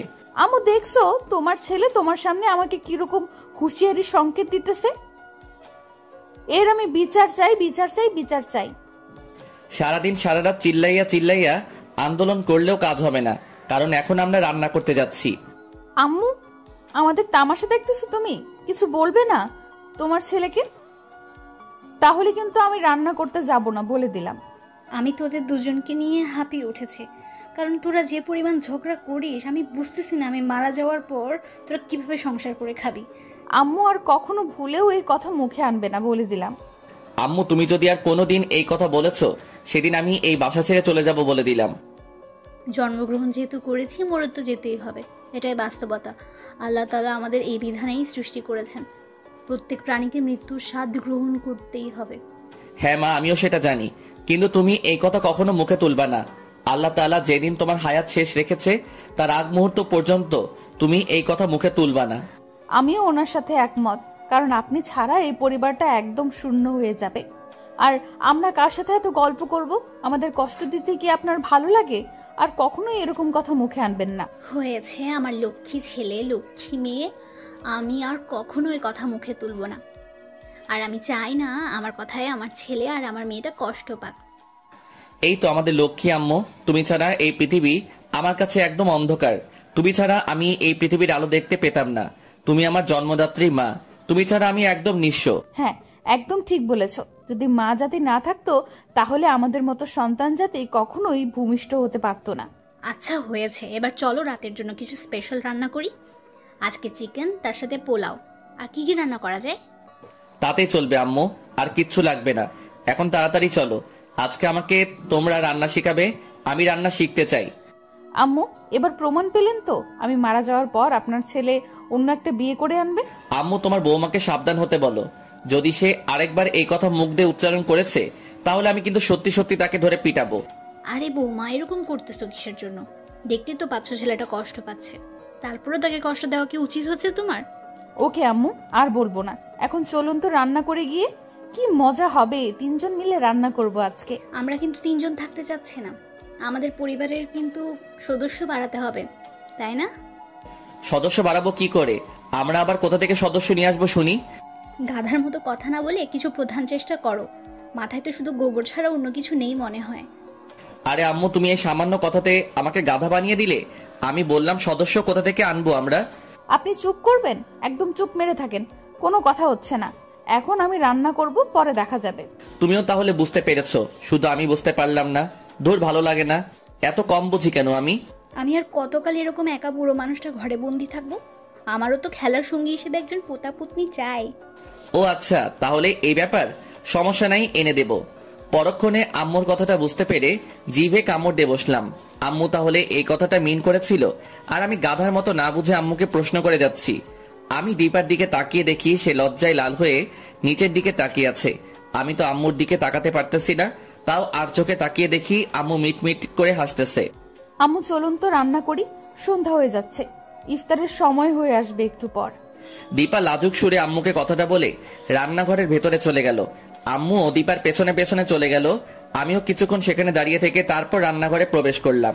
আমরা যেটা যেটা আপনাকে অর্ডার করব আপনি সেটা সেটা শুধু আমাদের হাতের কাছে এনে দেবেন, আর দেখবেন কোনটা কি পরিমাণে ব্যবহার করি। এটা উচিত না। আমি সবকিছু করব, তোমরা শুধু দেখিয়ে দেবে যে কোনটা কি পরিমাণ দেব, তাহলে তো আমার মনে থাকবে, তাই না? জি না, সেটা হচ্ছে না, কারণ আপনাকে রান্না করতে দিলে আজকে সারা রাত না খেয়ে থাকতে হবে। আমাকে এখানে আনা হয়েছে রান্না শেখানোর কথা বলে। এখন যদি রান্না না শেখানো হয় তাহলে আমি এখান থেকে চলে যাব। উফ, আপনাকে নিয়ে আর পারি না। ছোট বাচ্চাদের মতো সবসময় জেদ ধরলে কি আর পারা যায়? আচ্ছা হয়েছে, তোমাদের ঝগড়া করতে হবে না। মাহি, তুই আমার এখানে আয়, আমি তোকে শিখিয়ে দিচ্ছি কোনটা কি পরিমাণ দিতে হবে। এই চামচ, আর এই নে মরিচের গুঁড়ো, আর এগুলো হচ্ছে হলুদ, আর এগুলো লবণ। সেটা না হয় বুঝলাম, কিন্তু একটা সমস্যা আছে। হলুদ আর মরিচের গুঁড়া কোনটাতে কি করে ফেলবো সেটাই তো ভাবতেছি। আমি ভালো করে জানি আম্মু আপনার ছেলে দ্বারাই এসব কাজ, ওকে দিয়ে হবে না, তাই ওকে হেল্পারি চাকরি দেন। তুমি মাঝখানে কথা বলো কিসের জন্য? যেভাবে বলতেছো তুমি মনে হয় একদিনে রান্না করা শিখছো। তুমি তো যখন বাপের বাড়িতে ছিলে তখন তো রান্না করতে পারতে না। আম্মুই তো তোমাকে রান্না শিখিয়েছে, তাই না? আম্মু দেখছেন আপনার সামনে আমাকে খোঁটা দিচ্ছে, আর আপনি সবকিছু চুপচাপ সহ্য করে যাচ্ছেন। আমি বুঝতেছি না আপনার মেয়ের উপর আপনার ভালোবাসা কমে যাচ্ছে কেন দিন দিন। আহারে, রান্না করতে এসেও শান্তি নাই দেখি। আজকে তোমরা টম এন্ড জেরির চেয়েও বেশি ঝামেলা শুরু করে দিয়েছো। আমার দোষ কি ছিল? তুমি তো দেখতেছো তোমার বৌমা সবসময় আমাকে কথা শোনাচ্ছে, তুমি তো চুপচাপ শুনতেছো। আর আমি যখন বলতেছি তোমার বৌমা তোমাকে বিচার দিচ্ছে। আমি আজকে কারো বিচার শুনতেছি না, শুধু দেখে যাব। আম্মু, আজকে তুমি নিরপেক্ষ হয়ে গেলে আমার অবস্থা তো শেষ হয়ে যাবে। এখন তাড়াতাড়ি রান্নাটা করতে হবে, তাই না? রান্নাটা শেষ করে তারপর তো আরো বেশ কিছু কাজ আছে হাতের, সেগুলো তো করতে হবে। আজকে তো আবার আপনার ছেলে রোগানটা থেকে শক্তি আসবে। নিজের মুখটা বন্ধ করে কাজ করতে কি সমস্যা হয় নাকি? আমাকে নিয়ে কথা না বলে চলে না? আপনাকে যে কি করব বুঝতে পারতেছি না। আপনাকে যখন কন্ট্রোল করব তখন দেখবেন বাদর নাচ নাচিয়ে ছাড়বো। আম্মু, তুমি এই মেয়েকে কখনো আমার কাছে আসতে দেবে না, বলে দিলাম এক্ষুনি। একটু পর আজান দিবে, বুঝতেছো? অজু করতে হবে, ফ্রেশ হয়ে ইফতার করতে হবে, তারপর নামাজ পড়তে হবে। তোমাদের এরকম ঝগড়া শুনতে এখন আমি মোটেও প্রস্তুত না।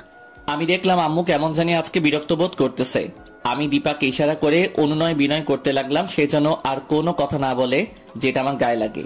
দীপা ব্যাপারটা বুঝতে পারলো, তাই সে চুপ হয়ে গেল আর রান্নায় মনোযোগ দিল। রান্নার কথা ছাড়া অন্য কোনো কথা বের হচ্ছে না আর দীপার মুখ থেকে।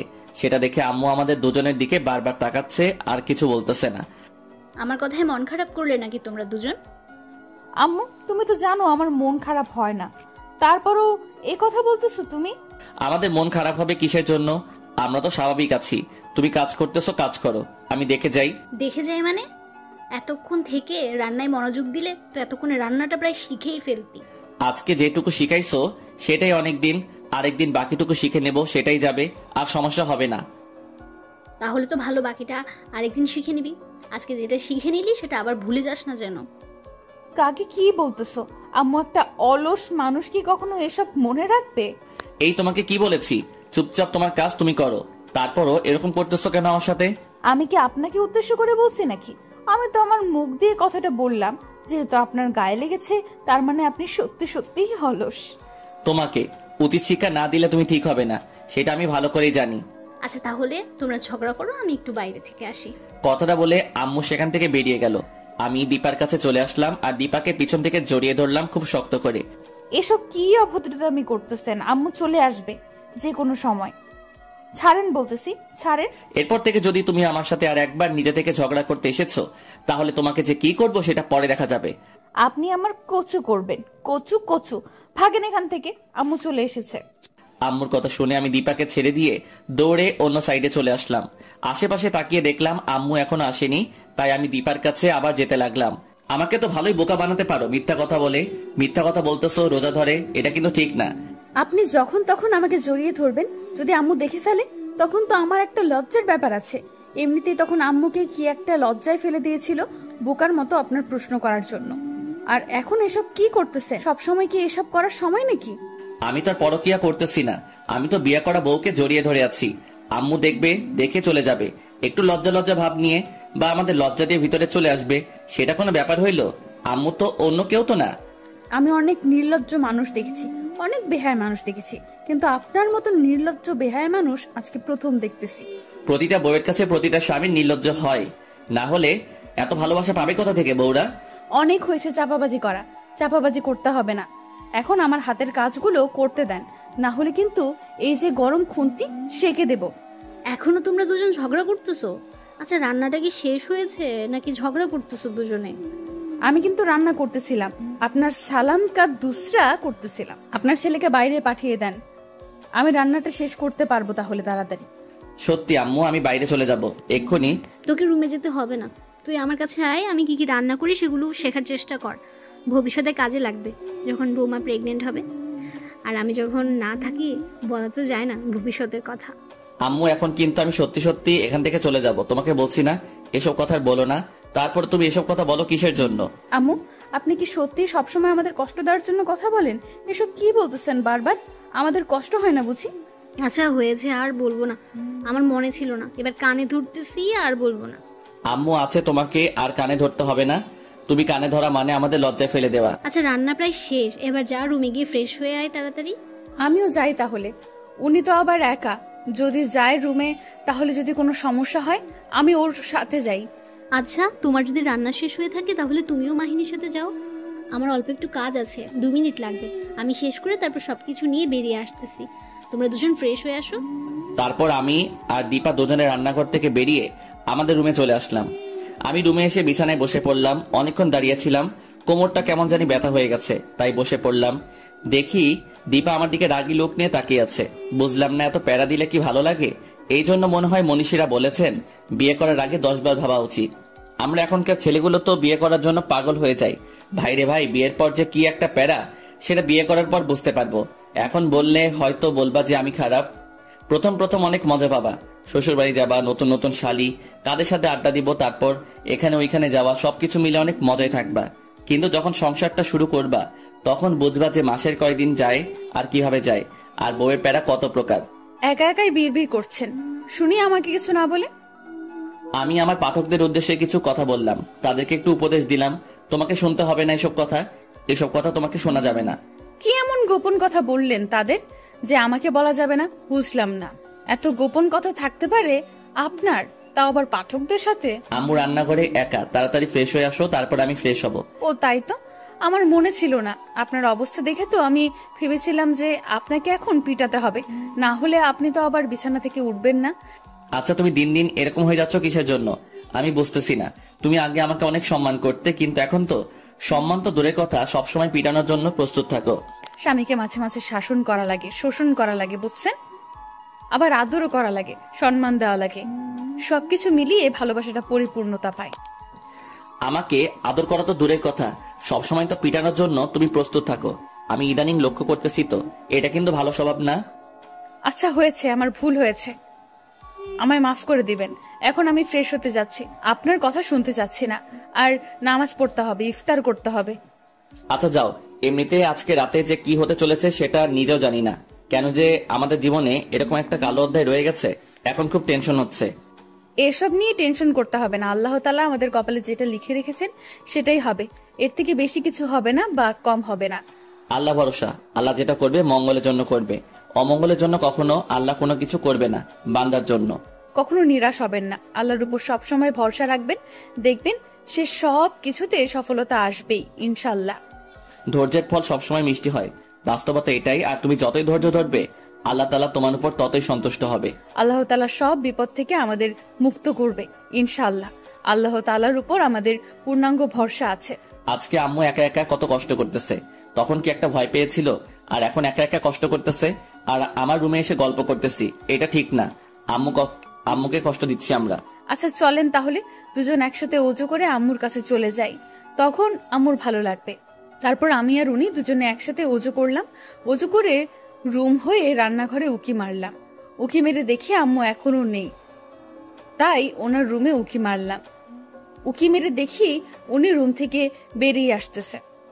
তোমাদের দুজনে দেরি হচ্ছে দেখে আমি রান্নাটা শেষ করে সবকিছু টেবিলে সাজিয়ে রেখে রুমে এসে অজু করে নিলাম। তোমাদের কোনো সমস্যা হয়নি তো আবার? আপনি প্লিজ মাফ করে দিয়েন, আমাদের একটু সমস্যা হয়নি, কিন্তু উনি একটু ক্লান্ত ছিল তাই বসে পড়েছিলাম। ওনার সাথে একটু কথা বলতে দেরি হয়ে গেছে, কিছু মনে নেবেন না আবার। ধুর পাগলি মেয়ে কোথাকার, আমি আবার কি মনে করব? তোমরা একটু রেস্ট করতে গিয়েছিলে, আর তার জন্য যদি আমি তোমাকে খোঁচা মেরে কথা বলি তাহলে তুমি তো আমাকে আর সহ্য করতে পারবে না, তাই না?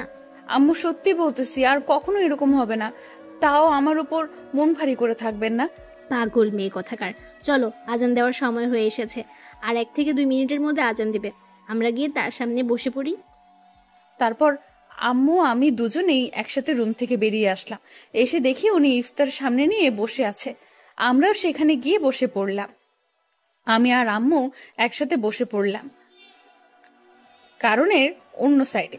একটু পরে আজান দেওয়া শুরু করে দিল, তাই আমরা সবাই ইফতার করতে লাগলাম। ইফতার করা শেষ করে সবাই নামাজ পড়তে চলে আসলাম। নামাজ পড়া শেষ করে আমি ওনার জন্য দোয়া পড়লাম, যাতে করে ওনার জন্য কোনো ক্ষতি না হয়। প্রাণের চেয়ে প্রিয় স্বামী, তার জন্য দোয়া না করতে তো মন আর ঠিক থাকে না, কারণ তার তো মঙ্গল কামনা করা আমার উচিত। তিনি তো আমার সারা জীবনের সঙ্গী, 1 বা 2 দিনের সঙ্গী না। ওনার যদি কোনো ক্ষতি হয়ে যায় আমি তো নিজেকে কখনোই ক্ষমা করতে পারবো না, কারণ এরকম একটা জীবন সঙ্গী পাওয়া ভাগ্যের ব্যাপার। আমি যে তাকে এত জ্বালাতন করি, এত কাহিনী করি, তিনি সবকিছু মুখ বুজে সহ্য করে নেয়। আমার সাথে তেমন খারাপ ব্যবহার করে না, আর সব কিছু আমাকে বুঝিয়ে বলে, কোনো কিছু রাগান্বিত ভাবে বলে না। এটা যে একটা বড় পাওয়া, সেটা একটা মেয়ে বোঝে। আমি নামাজ শেষ করে উঠে দাঁড়িয়ে দেখি উনি বিছানায় শুয়ে আছেন। আজকে অবশ্য তিনি মসজিদে যায় নাই, আম্মু যেতে দেয় নাই, বাসায় নামাজ পড়েছে। আপনার কি কোনো প্রকার সমস্যা হচ্ছে? না তো, আমার কোনো সমস্যা হচ্ছে না, হয় একদম ঠিক আছি। তোমাকে দেখে ক্লান্ত লাগতেছে, তুমি এসে শুয়ে পড়ো। আমি একদম ঠিক আছি, আমাকে নিয়ে টেনশন করতে হবে না আপনার। আপনি শুধু বলবেন আপনার যদি কোনো সমস্যা দেখা দেয়। আম্মু তো বলেছিল রাত 12টার পর সেটা নাকি দেখা দেবে। এখন তো মাত্র সন্ধ্যা পার হইল, এখন অনেক সময় বাকি আছে, দেখা যাক। তাও সবসময় সাবধানতা অবলম্বন করলে আল্লাহর রহমতে কোনো কিছু সমস্যা হবে না। হ্যাঁ, এটা একদম ঠিক বলেছো, সাবধানতা অবলম্বন করতে হবে। কেন যে আমাদের জীবনটা এরকম হয়ে গেল, কেন আমরা স্বাভাবিক মানুষের মতো বাঁচতে পারবো না? এসব নিয়ে একদম টেনশন করো না, আল্লাহর রহমতে সবকিছু ঠিক হয়ে যাবে। আল্লাহর উপর ভরসা রাখুন সব সময়, একদম ভেঙে পড়বেন না, আল্লাহর উপর আস্থা রাখুন। আমার মাথায় কিছুক্ষণ হাত বুলিয়ে দাও তো, কেমন জানি মাথাটা ভারী ভারী হয়ে যাচ্ছে। আমি ওনার কথা মতো ওনার মাথাটা আমার কোলে তুলে নিলাম, তারপর একটু তেল নিলাম হাতে, তেলগুলো নিয়ে ওনার মাথাটায় বিলি কেটে দিতে লাগলাম, যাতে করে ওনার মাথাটা সব সময় ঠান্ডা থাকে।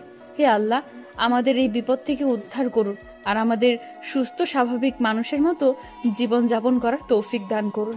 আমাকে নিয়ে কোনো টেনশন করবে না তুমি, আমি একদম ঠিক থাকবো আল্লাহর রহমতে। তুই কখনোই ভেঙে পড়বে না আমাকে নিয়ে। নিচে তো অনেক শক্ত থাকতে চাই, কিন্তু মন তো মানে না। মনটা যে ব্যাকুলতা সৃষ্টি করে দেয়, আপনার যদি কোনো ক্ষতি হয়ে যায় তখন আমি কি করব? এই পাগলি, কান্না করতেছো কিসের জন্য? দেখবে একদম কোনো কিছু ক্ষতি হবে না। আল্লাহ ভরসা, বাকিটা আল্লাহ তাআলার হাতে। এখন আপনি নিশ্চিন্তে চোখ বন্ধ করে একটু ঘুমিয়ে পড়ুন তো। আজকে দেখতেছি তুমি একদম স্বাভাবিকভাবে আচরণ করতেছো, নামাজ পড়ার জন্য তাড়া দিবা না। নামাজের সময় ঠিকই আপনাকে জাগিয়ে দেব, নামাজে কোনো ছাড় চলবে না। ও আচ্ছা, তাই বলো। আমি তো ভেবেছিলাম আজকে মনে হয় আমাকে নামাজ পড়তে বলবা না, ঘুম পাড়িয়ে দিচ্ছি। বদমাশি চিন্তা ভাবনা মাথা থেকে দূর করে দিয়ে এখন একটু চোখ বন্ধ করে থাকার চেষ্টা করো না। আমি আপনার মাথায় বিলি কেটে দিচ্ছি। আমার কেন জানি ঘুম আসতেছে না, একটু পরে আজান দিবে, চলো অজু করে আসি। আমি কোনো কিছু না বলে ওনার কথা মতো চুপচাপ বাথরুমে চলে গেলাম। উনি আমার পেছনে পেছনে বাথরুমে চলে আসলেন, তারপর দুজনে একসাথে অজু করলাম। অজু করে আমি চলে আসলাম আম্মুর রুমে। আমি আর আম্মু দুজনে একসাথে তারাবির নামাজ পড়ার জন্য বসলাম। উনি ঘরে পড়ে নেবেন, কারণ আজকে ওনাকে মসজিদে যেতে দেওয়া হবে না, তাই উনি ঘরে আজকে নামাজ পড়বেন। মাহিনকে একা ঘরে রাখা কি ঠিক হলো?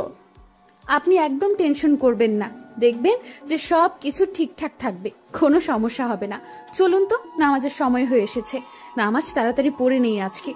তারপর আম্মু আর আমি দুজনেই নামাজ পড়লাম। আজকে বেশি সময় নেই, তাড়াতাড়ি নামাজটা শেষ করে আমি আমার রুমে চলে আসলাম। রুমে এসে দেখি উনি রুমে নেই। আমার খুব টেনশন হতে লাগলো, উনি গেল কোথায়। আমি আম্মুকে কোনো কিছু না জানিয়ে বাড়ির চারপাশে ভালো করে দেখলাম, দেখি উনি কোথাও নেই, এমনকি ছাদেও নেই। ছাদে গিয়ে দেখি উনি ছাদে গেছে নাকি। ছাদে গিয়ে দেখি উনি ছাতার গ্রিল ধরে দাঁড়িয়ে আছেন। আমার দেহে যেন প্রাণ ফিরে আসলো, কিন্তু উনি করতে চাচ্ছেটা কি? ছাদ থেকে লাফ দিতে চাচ্ছে মনে হয়। আমি ওনাকে ডাকলাম না, কোনো সারা শব্দ করলাম না। তাড়াতাড়ি গিয়ে ওনাকে পেছন থেকে জড়িয়ে ধরলাম। দেখলাম যে উনি আমাকে ধাক্কা দেওয়ার চেষ্টা করতেছে। আমি ওনার মুখের দিকে তাকিয়ে অবাক হয়ে গেলাম। ওনার মুখের একই হাল হয়েছে, ওনার চোখ মুখের অবস্থা চেঞ্জ হয়ে গেছে। আপনি ঠিক আছেন তো? আপনাকে এরকম দেখাচ্ছে কিসের জন্য? আপনি স্থির হয়ে একটু দাঁড়িয়ে থাকেন। একদম নড়াচড়া করতেছেন কিসের জন্য? এরকম নড়াচড়া করতেছেন কিসের জন্য? আর আপনি এখান থেকে লাফ দিতে যাচ্ছেন কেন? আমি মনে হয় কোনো কথা বলতেছি না। উনি যে ভাব ধরে আছে, উনি শুধু আমাকে ধাক্কা দেওয়ায় ওনার থেকে সরিয়ে দেওয়ার চেষ্টা করছে, কিন্তু আমি ওনাকে শক্ত করে জড়িয়ে ধরে রইলাম। কি করব ভেবে পাচ্ছি না। আসলে ওনার এখন কি হয়েছে? তার মানে কি কোনো এফেক্ট পড়েছে ওনার উপর? এখন আমাকে সামলিয়ে নিতে হবে। দেখেন, এরকম কোনো কাজ করার চেষ্টা করবেন না, তাহলে ভালো হবে না বলে দিচ্ছি। তাহলে কিন্তু আমি আপনাকে সারা জীবন জ্বালিয়ে মারবো। চুপচাপ আমার সাথে চলে আসেন, না হলে কিন্তু আপনার অবস্থা আমি শেষ করে ফেলবো। তুই আমার কোনো কিছু করতে পারবি না, আমাকে ছেড়ে দে, না হলে আমি তোকে খুন করে ফেলবো। ওনার মুখ থেকে তুই শুনে আমি শিওর হলাম যে উনি এখন আর সেন্সে নেই, কারণ উনি আমাকে কখনো ভুল করেও তুই বলেনি। আজ প্রথম তুই বললেন। ওনার উপর অন্য কেউ ভর করে আছেন। আমাকে ঠিক থাকতে হবে। আমি আমার জীবন থাকতে আমার স্বামীর কোনো ক্ষতি হতে দেব না। তুই যতই চেষ্টা করিস আমার স্বামীর কোনো ক্ষতি করার, কিন্তু আমি কোনো ক্ষতি হতে দেব না তার। ভালো ভালো বলতেছি, আমাকে ছেড়ে দে, না হলে কিন্তু তুই বাঁচতে পারবি না। তুই এর মাঝে জড়িয়ে যাস না, তোকে ভালোই ভালো ছেড়ে দিচ্ছি। তুই এখান থেকে চলে যা, না হলে তোর জীবন বিপন্ন হয়ে যাবে, তুই মরে যাবি। তুই আমাকে যতই ভয় দেখাস না কেন, আমার কোনো কিচ্ছু হবে না, কিন্তু তুই আমার স্বামীর কোনো ক্ষতি করতে পারবি না, এটা আমি ভালো করে জানি। আল্লাহ তাআলা আমাকে সেই শক্তি দিয়েছে যে আমি আমার স্বামীকে রক্ষা করতে পারবো। তুই কে রে? বৌমা, তুমি মাহিনকে এভাবে জড়িয়ে ধরে আছো কিসের জন্য? এখানে কি হচ্ছে? দেখেন না মাহিনের কি হয়েছে, আর অনেক আবল তাবল কথা বলতেছে। আম্মু প্লিজ কিছু একটা করুন আপনি।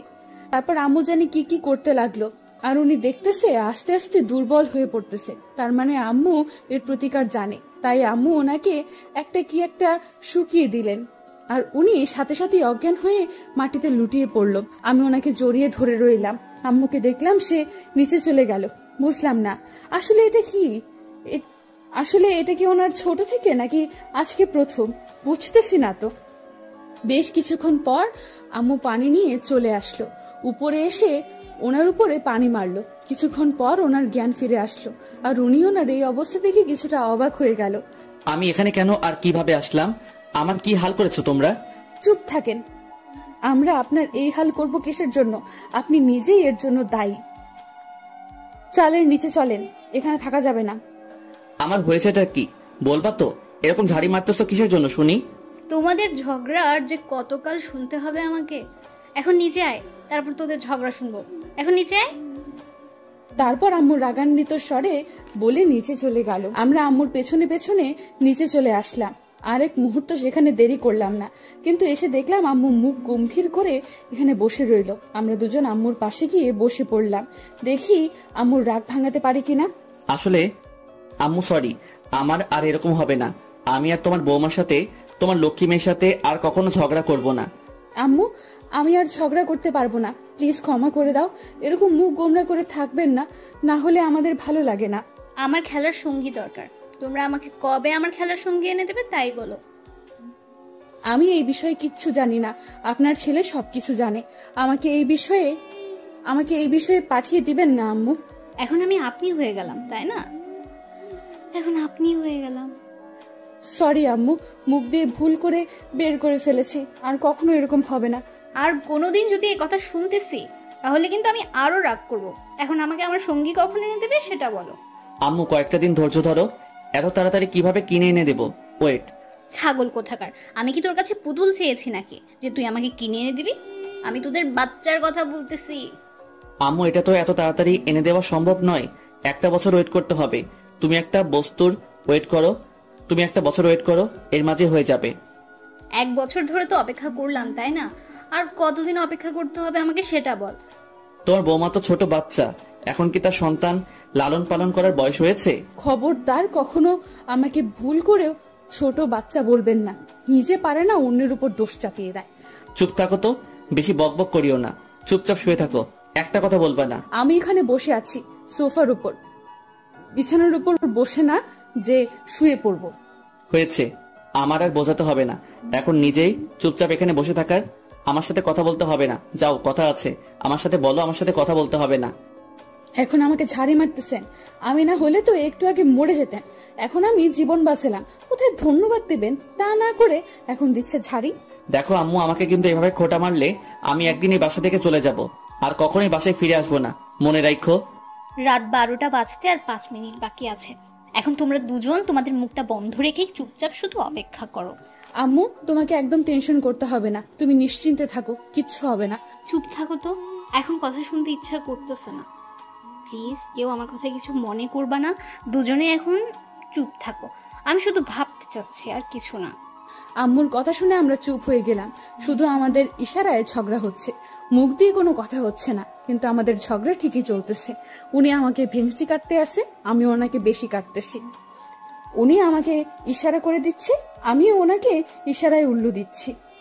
আমাদের স্বামী স্ত্রীর মাঝে যে একটা সম্মান আছে সেটা অন্য লেভেলের, কিন্তু যখন আমরা মজার মধ্যেও ঝগড়ার মধ্যে থাকি তখন কেউ বলবে না যে আমরা স্বামী স্ত্রী এতটা ঝগড়া করতে পারি। সবাই বলবে যে আমরা বেস্ট ফ্রেন্ড। আম্মু, আমার ঘুম পাচ্ছে, আমি ঘুমাবো। গিয়ে দেখো রাত 12টা পার হয়ে গেছে। এখন আমি ঠিক আছি, তার মানে আমার কিচ্ছু হবে না। তুমি অযথা আমাকে নিয়ে টেনশন করো। আমি তোকে এখানে কোনো কথা বলতে বলেছি? চুপচাপ থাকতে বলিনি? তারপর কথা বলিস কিসের জন্য শুনি? বেশি বুঝে আম্মুর মুখের উপর কথা বলে, এত বেয়াদব পছন্দের। নিন, পিচের বেয়াদবিটা একটু কম করে দেখান, বুঝছেন? রাত 12টা, বড় হয়েছে কি হয়েছে, আজকে সারা রাত জেগে থাক। আমার যে খুব ঘুম পাচ্ছে, আমি এখানে তাহলে শুয়ে পড়ি, তোমরা অপেক্ষা করো। কি হয়, আমার খুব ঘুম পাচ্ছে, আমি কেন জানি চোখ দুটো মেলে থাকতে পারতেছি না। তুই কি বুঝতে পারতেছিস কিছু যে তোর সাথে সত্যি কি হচ্ছে? তোর কেন ঘুম ধরতেছে এত আজকে? আমাদের কেন ধরতেছে না? এটা স্বাভাবিক বিষয় আম্মু, ঘুম ধরবে না? রাত 12টার পর হয়ে গিয়েছে, তুমি তো জানো আমি রাত জাগতে পারি না, তার মানে আমার এখন ঘুম ধরতেছে। এখানে কোনো কাল্পনিক কিছু হচ্ছে না আমার সাথে। তোর চেহারায় স্পষ্ট ফুটে উঠেছে তুই স্বাভাবিক নেই, তার মানে তোর সাথে কিছু হতে যাচ্ছে। তুই এখন কোথাও যাবি না, চুপচাপ এখানে বসে থাক। আর বৌমা, তুই মাহিনের হাত ধরে রাখো তো। আম্মুর কথা শুনে আমিও কিছুটা ভয় পেয়ে গেলাম। কি হবে আজকে রাতে আমি কিছু বুঝতে পারতেছি না। আমি একটু অনুভব করতে পারতেছি যে এখানে কিছু একটা হচ্ছে। আমি দৌড়ে গিয়ে ওনার পাশে বসে ওনার হাতটা চেপে ধরে রইলাম। দেখলাম যে উনি একটু নড়াচড়া করতে ধরলো। আমাকে ছেড়ে দাও তো, আমার ঘুম পাচ্ছে। আমাকে যেতে দাও এখান থেকে। এভাবে ধরে রেখেছো কিসের জন্যে? আমার ঘুম পাচ্ছে, আমাকে ছেড়ে দাও। আপনার ঘুম পেলে এখনই ঘুমিয়ে পড়ুন, এখান থেকে উঠে যেতে পারবেন না কোথাও। চুপচাপ থাকেন তো, বেশি কথা বলেন কিসের জন্য? আমি বলছি না আমি রুমে যাব। আমাকে এভাবে কেন আটকে রাখার ক্ষমতা হয় কি করে তোর? আমাকে ছেড়ে দে। ওমা, ভুল করে আমার হাত ছেড়ে দেবে না, তাহলে কিন্তু অনেক বড় ক্ষতি হয়ে যাবে। মাহিনের হাত তুমি শক্ত করে ধরে রাখো, যত যাই কিছু হয়ে যাক না কেন। আম্মুর কথা মতো আমি ওনাকে অনেক শক্ত করে চেপে ধরে রইলাম। দেখতেছি উনি অনেক শক্তি দেখাচ্ছে। আমি বুঝতে পারতেছি না, ওনার তো অনেক শক্তি, আমি তো তার সাথে পেরে উঠতে পারতেছি না। কিন্তু আজকে আমি তাকে এভাবে ধরে আছি কিভাবে, আমি তো নিজেই কনফিউজড। আমি শুধু মুখ দিয়ে একটা কথাই উপার্জন করতেছি, সে ছেড়ে দে, না হলে তুই মরবি। ছেড়ে দে, না হলে তুই মরবি। আমার কিছুটা ভয় লাগতেছে, তোমাকে হারানোর ভয়। ওনাকে অনেক শক্ত করে জড়িয়ে ধরলাম। তারপর উনি যেটা করলেন তার জন্য মোটেও আমি প্রস্তুত ছিলাম না। তারপর উনি এতটা শক্তি দেখাতে শুরু করলেন, আমি আশ্চর্য হয়ে যাচ্ছি। আমি ওনাকে কন্ট্রোল করতেছি কিভাবে? আমি তো নিজেই অবাক। আমার তো এত শক্তি নেই, তাহলে আমি কি করে ওনাকে কন্ট্রোল করতেছি? নাকি আমার মাঝে অন্য একটা শক্তি আছে যেটা ওনাকে ধরে রাখার মতো ক্ষমতা রাখে? আমি আলতোভাবে ওনাকে ধরে আছি, কিন্তু তাও উনি আমার থেকে ছুটে যেতে পারছে না। আমি অবাক হয়ে আছি, কারণ আমি স্বাভাবিকভাবে ধরে রইলাম। উনি যেটা করেছে সেটা অস্বাভাবিক। মানে এমন একটা রিয়েক্ট করতেছে, মনে হয় আমাকে মেরে ফেলবে এখানে। আমি অবাক, কি করতেছে উনি, কি করতে চাচ্ছে আমার সাথে? আমি বুঝতে পারছি না। আমার মাথা হ্যাং হয়ে যাচ্ছে ওনার ব্যবহারগুলো দেখে। ওনার সাথে কি হতে যাচ্ছে? ওনার শরীরের রং পরিবর্তন হচ্ছে। আমি অবাক। আমি ওনাকে ছেড়ে আম্মুকে ডাক্তার পারছি না, আর কোনো কিছুই করতে পারছি না। আমি তো কিছু জানি না এই বিষয়ে। এখন আমি আম্মুকে কিভাবে জানাবো যে ওনার ছেলে এই অবস্থা হয়েছে? আর আমি তো একাই এসব সামাল দিতে পারবো না। আর আমি এসব কিছু জানি না। আম্মুর সাথে যে কেন এমন ব্যবহার করলাম। আম্মু তো রুমে চলে গেল। এখন আমি কি করব? আম্মু জোরে জোরে চিল্লাতে লাগলাম, আম্মু আম্মু কোথায় আপনি? আপনার ছেলের কি অবস্থা হয়েছে? আপনি একবার এসে দেখে যান প্লিজ। আম্মু, আপনি তাড়াতাড়ি আসুন, কোথায় আছেন? আমার চিল্লাচিল্লি শুনে আম্মু কোথা থেকে যেন তাড়াতাড়ি আমার এখানে চলে আসলেন। এসে ওনার ছেলের এই অবস্থা দেখে উনি একটুও ভয় পেলেন না। উনি এসে পাশে বসে পড়ল। আমি অবাক। আমি যেখানে ভয় পাচ্ছি, ভয় মরে যাচ্ছি, আম্মু সেখানে স্বাভাবিক ব্যবহার করতেছে। আমি কিছু বুঝতে পারতেছি না আসলে ওনাদের ফ্যামিলিতে কি আছে, আর আমি কোথা থেকে আসলাম, আর কেনই আসলাম এদের ফ্যামিলিতে। এতটা আত্মরক্তা হয়ে গেছে এদের সাথে যে আমি চাইলেও এখান থেকে সরে যেতে পারছি না। মন বলতেছে তুমি এখানে থাকো। আম্মু কি হচ্ছে আমি কিছুই বুঝতেছি না। ওনার হঠাৎ এরকম পরিবর্তন হচ্ছে কিসের জন্য? আর আমি ওনাকে এভাবে আর কন্ট্রোল করতে পারতেছি কিভাবে? আমি তো অবাক, কারণ আমার তো এতটা শক্তি নেই। আমি কিন্তু সব কিছু আগে ক্লিয়ার করে রেখেছিলাম যে তোমার এমন একটা শক্তি থাকবে, সেটা দিয়ে তুমি মাহিনকে কন্ট্রোল করতে পারবে। হয়তো তুমি সেই লক্ষ্মী মেয়ে যে আমার ছেলেকে কন্ট্রোল করতে পারবে। তাই তুমি মাহিনের জীবন সঙ্গী হয়ে এসেছো। এখন তুমি মাহিনকে ধরে রাখো। তুমি কোনো মতে মাহিনকে ছেড়ে দিবে না, তাহলে মাহিনকে আমরা হারিয়ে ফেলবো চিরজীবনের জন্য। আপনার কথা আমি কিছুই বুঝতে পারতেছি না। আপনি কি বলতে চান? সত্যি আমি কিছু বুঝতে পারতেছি না। আসলে আমার এখন কি করা উচিত? আমি এখন কিভাবে মাহুনকে স্বাভাবিক অবস্থায় ফিরিয়ে আনতে পারবো? আমাকে ছেড়ে দাও, আমাকে যেতে দাও। আমাকে এভাবে আটকে রেখো না, তাহলে কিন্তু ভালো হবে না। সব সময় আমাকে এভাবে জব্দ করা উচিত না। তখন নিয়ে যেতে এসেছি, তখন নিয়ে যেতে দাওনি। এখনো এসেছে, এখনো নিয়ে যেতে না দিলে আমরা তোমাদেরকে ধ্বংস করে ছেড়ে দেব। আমাদের নিয়ে যেতে দাও। তুই আমার স্বামীকে খুন করেছিস, তুই এখন এসেছিস আমার ছেলেকে নিয়ে যেতে? তোকে জুতা পেটা করবো কুত্তা। তুই আমার ছেলেকে ছেড়ে এখান থেকে চলে যা, নয়তো তোর জীবন এখান থেকে ফিরে যেতে পারবে না। শুধু আর কিছুক্ষণ থাক, তারপর দেখ। তুই যদি এখান থেকে জীবন নিয়ে ফিরে যেতে পারিস, তারপর আমাকে বলিস, তারপর আমি আমার ছেলেকে তোদের সাথে দিয়ে দেব। যা। তুই আমাকে চ্যালেঞ্জ করতেছিস? আমি তোর ছেলেকে নিয়ে যেতে পারবো না, তাই না? তোর ছেলেকে আমি নিয়ে যাব। তুই দেখ, তুই আমাকে চ্যালেঞ্জ করিস, তোর ছেলেকে আমি নিয়ে যাব। তারপর দেখ তোর কি অবস্থা করি। তোকে সহ তোর পুরো ফ্যামিলিকে আমি তো ধ্বংস করে দেব। তুই আমাকে চিনিস না, তুই আমার শক্তি সম্পর্কে অবগত না, যার জন্য তুই আমাকে এভাবে চ্যালেঞ্জ করতেছিস। যদি জানতিস তাহলে এভাবে কথা বলার সাহস পাইতি না। আম্মু, উনি এসব কি ভুলভাল বকছে, আমি তো কিছুই বুঝতে পারছি না। আমার সবকিছু মাথার উপর দিয়ে যাচ্ছে। আপনি আমাকে প্লিজ কিছু একটা বুঝিয়ে বলুন, আমি যাতে করে ওনাকে খুব তাড়াতাড়ি সুস্থ করে আনতে পারি। আর কিছুক্ষণ ধৈর্য ধরো, আল্লাহর রহমতে মাহিনের কিছুক্ষণের মধ্যে তার সব শক্তি সম্পূর্ণরূপে পেয়ে যাবে। তখন দেখবে কোনো ক্ষমতা তাকে কোনো কিছুই করতে পারবে না। আর শোন কুত্তা, তুই থাক আর কিছুক্ষণ, আর বেশিক্ষণ না, আর অল্প কিছুক্ষণ তুই মায়ের সাথে থাক, তারপর ধ্বংস অনিবার্য। তুই আমাকে ভুল করেও চ্যালেঞ্জ করবি না, তাহলে কিন্তু বললাম তো তোর পুরো ফ্যামিলিকে আমি ধ্বংস করে দেব। চুপ থাকার আমাকে নিয়ে যেতে দে। তুই কি আমার সম্পর্কে কোনো কিছু অবগত আছিস নাকি নাই? নাকি আমার রূপটা তোকে দেখিয়ে দেব? ভাগ্য ভালো যদি থাকে তোর তো এখান থেকে চলে যা। আম্মুর আসল রূপ মানে আমি তো কিছুই বুঝতে পারতেছি না। আম্মুর আবার একটা গ্রুপ আছে নাকি? আমি বুঝতেছি না এখানে কি হচ্ছে। সবকিছু আমার মাথার উপর দিয়ে যাচ্ছে। একে তো আমার স্বামীর এই অবস্থা, তারপর আমার শাশুড়ি মা এসব বলতেছে। আমার তখন প্রচুর ভয় লাগা শুরু হয়ে গেল। এখন আমি কি করব? উনি যদি ওনার আসল রূপে ফিরে আসে, আমাকে যদি এখানে মেরে ফেলে গলা টিপে, তখন আমি কি করব? আমি তো ভেবে পাচ্ছি না আমার কি করা উচিত। উনি এসব কি ভুলভাল বকছে। আমার তো প্রচন্ড ভয় লাগা শুরু হয়ে গেছে। আল্লাহ আমাকে বাঁচাও এই অবস্থা থেকে, আমার স্বামীকে বাঁচাও, আমার শাশুড়ি মাকে ভালো মতো রাখার তৌফিক দান করো। আম্মু, এখন আমি কোনো কিছু বুঝতেছি না আসলে এখানে হচ্ছেটা কি, কারণ কখন ঠিক হবে। উন্নত আস্তে আস্তে অবনতি হচ্ছে, কোনো উন্নতি হচ্ছে না। তুমি একদম টেনশন করবে না, কিচ্ছু হবে না মাহিনের। তুমি চুপ থাকো আর দেখে যাও। মাহিন একটু অসুস্থ হয়ে যাবে, এত টেনশন করার কিছু নেই। আমি আছি তো, ভয় পেতে হবে না। আম্মু, আপনার আসল রূপ বলতে আমি বুঝলাম না। আপনার কি অন্য একটা রূপ আছে যেটা আমি জানি না? এখন বেশি কথা বলবা না, চুপ থাকো আর শোনো। এখন যেটা হবে তুমি শুধু দেখে যাবে, কোনো কথা বলবে না, তাহলে তোমার বিপদ হয়ে যাবে।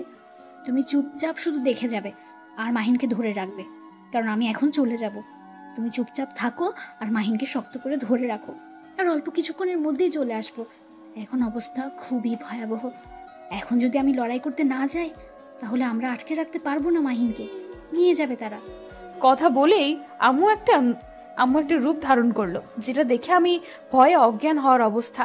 কিন্তু আম্মু আমাকে ধরে ফেললো, আর আমি একটু আশ্বাস পেলাম যে আম্মু আমাকে এখনো চিনতে পেরেছে, আমার কোনো ক্ষতি করবে না। কারণ ওনাকে দেখতে এতটাই ভয়ঙ্কর লাগতেছে যে কোনো মানুষ দেখলে অজ্ঞান হয়ে যাবে নিমিষের মধ্যে। আমি কিভাবে যে এখনো সজাগ আছি নিজেও জানি না, কারণ উনি আমাকে আশ্বাস দিচ্ছে আমি ঠিক থাকবো, আমার কোনো ক্ষতি করবেন না। আমাকে এভাবে শাস্তি দিচ্ছিস তুই? আমার গুরু রেডি হয়েছে, এখানে আসতেছে। তুই আর কিছুক্ষণ ধৈর্য ধর বুড়ি, তোকে আমরা শেষ করে যাব এখান থেকে। তোর গুরু আসবে আর তোর গুরু সহ তোকে শেষ করে দেব। এখন কেউ এখান থেকে বেঁচে ফিরে যেতে পারবি না, তুই আমাদের চিনিস না। তারপর আম্মু আর একটা রূপ ধারণ করলো। আমি দেখে অজ্ঞান হয়ে যেতেও ধরে অজ্ঞান হলাম না, কিন্তু নিমিষের মাঝে মাহির অবস্থার আরো অবনতি হলে এবং একটা নতুন রূপ ধারণ করতে সে মাহিন আস্তে আস্তে আমি বুঝতে পারতেছি না হচ্ছেটা কি আমার সাথে। আমার সবকিছু গুলিয়ে যাচ্ছে। এই তো আমার গুরু চলে এসেছে। এখন দেখ বুড়ি, আমরা তোদের ফুল ফ্যামিলিকে ধ্বংস করে এখান থেকে তোর ছেলেকে নিয়ে চলে যাব, আর তুই কিছু করতে পারবি না। তুই শুধু দেখে দেখে মরবি, আর কিছু করতে পারবি না। বৌমা, আমি যদি এখানে মরেও যাই তাও তুমি মাহিনের হাত ছেড়ে দেবে না। যতক্ষণ তুমি মাহিনের হাত ধরে থাকবে ততক্ষণ মাহিনের কোনো ক্ষতি হবে না। মাহিন আর 1 মিনিট হাতটা ধরে থাকবে, তারপর চলে আসবে, আর তাকে তুমি ছেড়ে দিবে ঠিক 1 মিনিট পরেই। আস্তে আস্তে ওনার অবনতি আরো বেড়ে চলতেছে। আমি কি করব বুঝতেছি না। হঠাৎ করে দেখতেছি ওনার একটু উন্নতি হচ্ছে। ওনাকে দেখতে যেমন কেমন অদ্ভুত অদ্ভুত লাগতেছে, আমাকে আমি চিনতে পারতেছি না। হঠাৎ করে অনেকটা ধাক্কা দিয়ে উঠলেন। আমি ভয় পেয়ে ওনাকে আরো শক্ত করে ধরলাম, কিন্তু আম্মু আমাকে ইঙ্গিত করলো মাহিনকে ছেড়ে দিতে। তখন আমি মাহিনকে ছেড়ে দিলাম।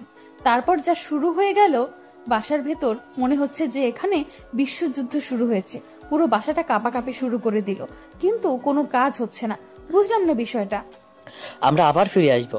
আজকে না হয় পারলাম না, কিন্তু আমরা আবার ফিরে আসব। আমার গুরুকে মেরে ফেলেছিস তুই। তোদের বংশকে আমি ধ্বংস না করেই আমার গুরুর প্রতিশোধ না নিয়ে আমি এই পৃথিবী ছেড়ে যাব না। তোদেরকে আমি মেরে ফেলবো, তারপর পৃথিবী ত্যাগ করব। তোর গুরু তো শেষ, এখন তোর পালা। তুই পালিয়ে এখান থেকে যাবি কোথায়? আমি সেখান থেকে তোকে ধরে এনে তারপর তোকে মৃত্যুদণ্ড দিয়ে তোর বংশ আমি নির্বংশ করে ছেড়ে দেব। কথাটা বলে মাহিন উড়ে উড়ে কোথায় যেন যেতে লাগলো। কারণ আমি তবে অদৃশ্যমান আপনাকে দেখতে পাচ্ছি না, কিন্তু মাহিনকে তো দেখতে পাচ্ছি। মাহিন উড়ে উড়ে যাচ্ছে। আম্মু তখনই তার আগের রূপে ফিরে আসলো, মানুষের রূপে। আম্মু এসব কি হচ্ছে? আর উনি কোথায় গেল? এখন আমার খুব ভয় হচ্ছে। উনি আসবে তো? এত টেনশন করবি না, একটু পর দেখ মাহিন চলে আসবে বীরের ভেসে। আমার খুব টেনশন হচ্ছে। উনি এখনো দেখা দিচ্ছে না, কিসের জন্য? অনেকক্ষণ তো হয়ে গেল। এই তো মাহিন আসতেছে, আমি আভাস পাচ্ছি। আজকের পর থেকে আমরা চিন্তামুক্ত থাকতে পারবো। আম্মু কথাটা বলা শেষ না করতেই উনি এসে উপস্থিত হলো আর মনুষ্য রূপ ধারণ করলেন। আমি শুধু অবাক হচ্ছি, এদের আসল রহস্যটা কি এখনো জানতে পারলাম না। আমি তো কিছু জানতে পারতেছি না। তোমাদের আসল বিষয়গুলো আমাকে কি ক্লিয়ার করে বলা যাবে? আসলে সমস্যাটা কোথায়? আর হঠাৎ করে রূপ পরিবর্তন করতে পারো, এটা তো তুমি আগে কখনো আমাকে বলনি। আমার তো আগে কখনো এরকম হয়নি, আজকে প্রথম। আমিও এই বিষয়টা আগে জানতাম না। তোর জন্মের পর আমি একদিন রাতে স্বপ্নে কি জানি দেখেছিলাম, আমার স্মরণ নেই, কিন্তু পরের দিন আমার শরীর কেমন যেন ব্যথা ব্যথা অনুভব করতেছিল। আস্তে আস্তে আমি অবগত হয়ে যাই যে আমার ভেতর অন্যরকম শক্তি রয়েছে। তাহলে তুমি এই কথাগুলো আমাদের কাছ থেকে লুকিয়ে রেখেছিলে কিসের জন্য? আমাদের তো জানানো উচিত ছিল, তাই না? আমি যদি কথাগুলো তোমাদের জানাইতাম তাহলে তোমরা ভয়ে আমার সাথে থাকতে না। আচ্ছা হয়েছে, এসব নিয়ে তর্ক করতে হবে না। এখন এসব কথা বাদ দাও, অন্য কথা বলি। আসলে এখন তুমি কি করে আসলে ওই মানুষটার... অল্পের জন্য সে আমার হাত থেকে বেঁচে গিয়েছে। আমি ধরতে গিয়ে ধরতে পারিনি, আর কিছু দূর গেলে আমি ফিরে আসতে পারতাম না, তাই আর সেদিকে আমি যাইনি। একদম উচিত কাজ করেছে, সেদিকে না যাওয়াই ভালো। আমাদের ওইদিকে কোনোদিন ভুল করে যাওয়া উচিত না। এখানে কি কথা হচ্ছে? যতক্ষণ আমাকে ক্লিয়ার করে বলা না হচ্ছে ততক্ষণ তো আমার মনের মাঝে খুঁতখুঁতি থেকেই যাবে, তাই না? আমাকে তো ক্লিয়ার করে বলা যায় এখন। আমি তোমাকে পরে সবকিছু বুঝিয়ে বলবো। হ্যাঁ, এখন অনেক ক্লান্ত লাগতেছে, আমার ঘুমানো উচিত, আম্মুকেও ঘুমানো উচিত এখন। আচ্ছা তাহলে আম্মু আপনি গিয়ে রেস্ট করেন, আমি ওনার সাথে যাচ্ছি। গিয়ে দেখি ওনার যদি কোনো প্রয়োজন হয় তাহলে আমি তার সব কাজ করে দিতেছি। আর আপনার কিছু লাগলে আমাকে জানাবেন। আপাতত আমার কোনো কিছু লাগবে না, যদি লাগে তখন আমি তোমাকে ডেকে নেব। এখন তুমি যাও। তারপর আম্মুর সাথে কথা বলা শেষ করে আমি রুমে আসলাম। রুমে এসে দেখি মাহিন শুয়ে পড়েছে, তাই আমি ওনার পাশে বসে ওনার মাথায় হাত বুলিয়ে দিচ্ছি। হঠাৎ করে দেখলাম উনি আমার দিকে তাকিয়ে আছে। বুঝলাম না, উনি তো ঘুমিয়ে যাওয়ার কথা, তাহলে এখনো জেগে আছে কেন? আপনি তো ঘুমিয়ে গেছিলেন, এখন আবার জেগে গেলেন যে? খারাপ লাগতেছে কি আপনার? খারাপ তো লাগতেছে না, কিন্তু আমার মনে হচ্ছে কেউ যদি আমার পাশে শুয়ে থাকতো আর আমি যদি তাকে জড়িয়ে ধরে থাকতাম তাহলে অনেক আরাম পাইতাম। দুষ্টুমি করার অনেক সময় রয়েছে, এখন আরাম করো তো। এখন দুষ্টুমি করতে হবে না, শুয়ে থাকো। দূর, ভালো লাগে না। কই একটু শুয়ে থাকবে আমার পাশে?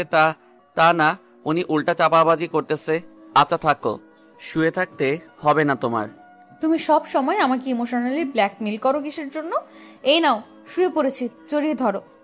এখন কেমন হবে দেখো তো? অনেক সুন্দর একটা পরিবেশ সৃষ্টি হয়ে গেল, অযথা তুমি আমার সাথে শুধু কথা বাড়িয়ে দাও। আপনার তো আবার কোনো ক্ষতি হয়ে যায়নি? আমাকে আবার না বলে শুয়ে থাকেন না, বলেন কিছু হইলে।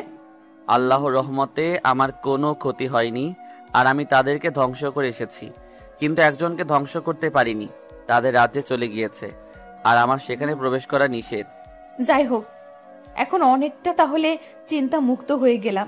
আমাদের পরিবারে আর কোনো ঝুঁকি আসবে না তাহলে? আসবে না বলতে আসবে, কিন্তু অনেক দেরি আছে। কখন যে আসবে জানি না, তার জন্য আমাদের আগাম প্রস্তুতি নিয়ে থাকতে হবে। বলা তো যায় না কখন কোন পাশ থেকে আক্রমণ করে। সেটা একদম ঠিক বলেছেন। আল্লাহ তাআলার উপর ভরসা রাখবো সব সময়, তাহলে দেখবেন কোনো ক্ষতি হবে না আমাদের। হ্যাঁ, আল্লাহ তাআলার উপর ভরসা করলেই তো সব সমস্যার সমাধান চলে আসবে। আর ধৈর্য ধরতে হবে, তাহলে কোনো সমস্যা থাকবে না। আচ্ছা, অনেক গল্প হয়ে গেল, এখন শুয়ে থাকেন, ঘুমিয়ে পড়েন। আর কথা বলতে হবে না, মাথা ব্যথা করবে পরে। আমার ঘুম আসবে না। এখন আমি তোমার সাথে গল্প করার জন্য আম্মুকে তখন কথায় কথায় কাটিয়ে দিয়েছি। আম্মুকে দেখে অনেক ক্লান্ত লাগতেছে, তাই। বাটপারি করার একটা সীমা আছে। আম্মুর সাথে একটু গল্প করতাম, আম্মুর মাইন্ডটা ফুরফুরে হয়ে যায় তো, তাই না? কিন্তু আম্মুকে অনেক ক্লান্ত লাগতেছে তো, তাই আম্মুকে ঘুমের জন্য আমি এই বাহানা করেছি। আম্মুকে ঘুমানো শেষ করলে তারপর কি আড্ডা দেব? তারপর ওনার সাথে গল্প করতে করতে কখন যে একজন অন্যজনকে জড়িয়ে ধরে ঘুমিয়ে পড়েছিলাম নিজেরাও বুঝতে পারিনি। একদম ঘুম ভেঙেছে সকালে। সকালে আমার ঘুম ভেঙে যায়, আর ঘুম ভেঙে যাইতেই দেখি যে উনি এখনো আমাকে জড়িয়ে ধরে আছে। আমি কোনো মতে ওনার হাতটা সরিয়ে দিতে যাব, দেখি উনি আরো শক্ত করে জড়িয়ে ধরে আছে। তার মানে এখানে এখন জেগে আছে। তাই ওনাকে ডিস্টার্ব না করে আরো কিছুক্ষণ শুয়ে রইলাম। কিন্তু অনেকক্ষণ শুয়ে থাকার পর আর থাকা যাবে না, কারণ সকালের জন্য কিছু তৈরি করতে হবে। আবার আজকে ঈদের দিন বলে কথা, উনি আবার নামাজে যাবে, তার আগে কিছু মিষ্টান্ন তৈরি করা যাক। তাই জোর জবরদস্তি করে বিছানা থেকে উঠে আসলাম আর ওনাকে গোসল করার জন্য বলে আসলাম। এসে দেখি আম্মু আগে ভাগেই উঠে রান্না করে ঘরে চলে এসেছে। আমি তো আম্মুকে দেখে অবাক। আম্মু এত সকালে ঘুম থেকে উঠে পড়েছে আজকে? আম্মু, আপনি এত সকাল সকাল উঠে পড়েছেন যে আজকে তো আপনার দেরিতে ওঠার কথা। ঘুম ভেঙেছে একদম ভোরে, তাই আর পরে ঘুমাতে যায়নি, বিছানায় চলে আসলাম। ঈদের দিন একটু তো অন্যান্য আইটেম তৈরি করতে হবে, আর আইটেমগুলো তৈরি করতে এত সময় লাগে, তাই রান্না করে চলে এসেছি। কি বলেন? আপনি সেই ভোরের সময় থেকে এখনো রান্না করা আছেন? আপনি এখান থেকে চলে যান, আর বাকি আইটেমগুলো আমি তৈরি করে নিচ্ছি।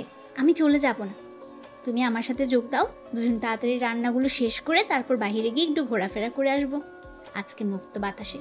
কথাটা একদম মন্দ বলেনি আম্মু, তুমি ঠিক বলেছ একদম। তাহলে তাড়াতাড়ি হাতাহাতি কাজগুলো শেষ করে দিই। তারপর কাজগুলো শেষ করে আমি আমার রুমে চলে গেলাম। রুমে গিয়ে দেখি উনি বিছানার সাথে মাত্র উঠে পড়েছে, আর ওনাকে খুব তাড়া দিয়ে গোসলখানায় পাঠিয়ে দিলাম। উনি গোসল করে বেরিয়ে এসে ঈদগাহ মাঠে চলে গেলেন। আর এদিকে আমি আর আমার শাশুড়ি আম্মু আমাদের হাতের যাবতীয় কাজ শেষ করে ফ্রেশ হয়ে নিলাম। এখন উনি নামাজ থেকে আসার পর খাওয়া দাওয়া শেষ করে তারপর ঘুরতে বেরোবো মুক্ত আকাশের নিচে, মুক্ত বাতাসে। তারপর বেশ কিছুক্ষণ পরে উনি নামাজ শেষ করে বাসায় চলে আসলেন আর ফ্রেশ হয়ে নিলেন। তারপর তিনজনে একসাথে বসে অনেক মজা করলাম, খাওয়া দাওয়া শেষ করলাম। তাহলে চলেন এখন বাইরে একটু হাঁটাচলা করে আসি। বিকেলে যাব, এখন গিয়ে লাভ নাই, এখন অনেক রোদ। তাহলে আপনাকে আর যেতে হবে না, আমরা যাচ্ছি, আপনি বাসায় শুয়ে থাকেন। কি বলো এসব? আমিও যাব। আমি যাব, তুমি যাব, সবাই যাব। তারপর তিনজনে বাসা থেকে বেরিয়ে পড়লাম। অনেকদিন পর আজকে মন খুলে আড্ডা দিতে যাচ্ছি। কি আনন্দ বলার বাহিরে। তিনজনে গল্প করতে করতে যাচ্ছিলাম। হঠাৎ করে একটা গাড়ি আমাদের সামনে উপস্থিত, আর গাড়িতে থাকা লোকটিকে দেখে তো আমরা অবাক। আমরা এটার জন্য কেউ কখনো প্রস্তুত ছিলাম না, কিন্তু কি আর করার, ভাগ্য তো মেনে নিতেই হবে। তারপর লোক হঠাৎ উধাও হয়ে গেলেন। আমরা বেশি কিছু চিন্তা না করে হাঁটতে লাগলাম। মাহিন তো সাথে আছে, তাহলে ভয় কিসের? আজকের মতো গল্প শেষ করে দিলাম। আবারও দেখা হবে পরের সিজনে। সবাই ভালো থাকবেন, সুস্থ থাকবেন। আল্লাহ হাফেজ।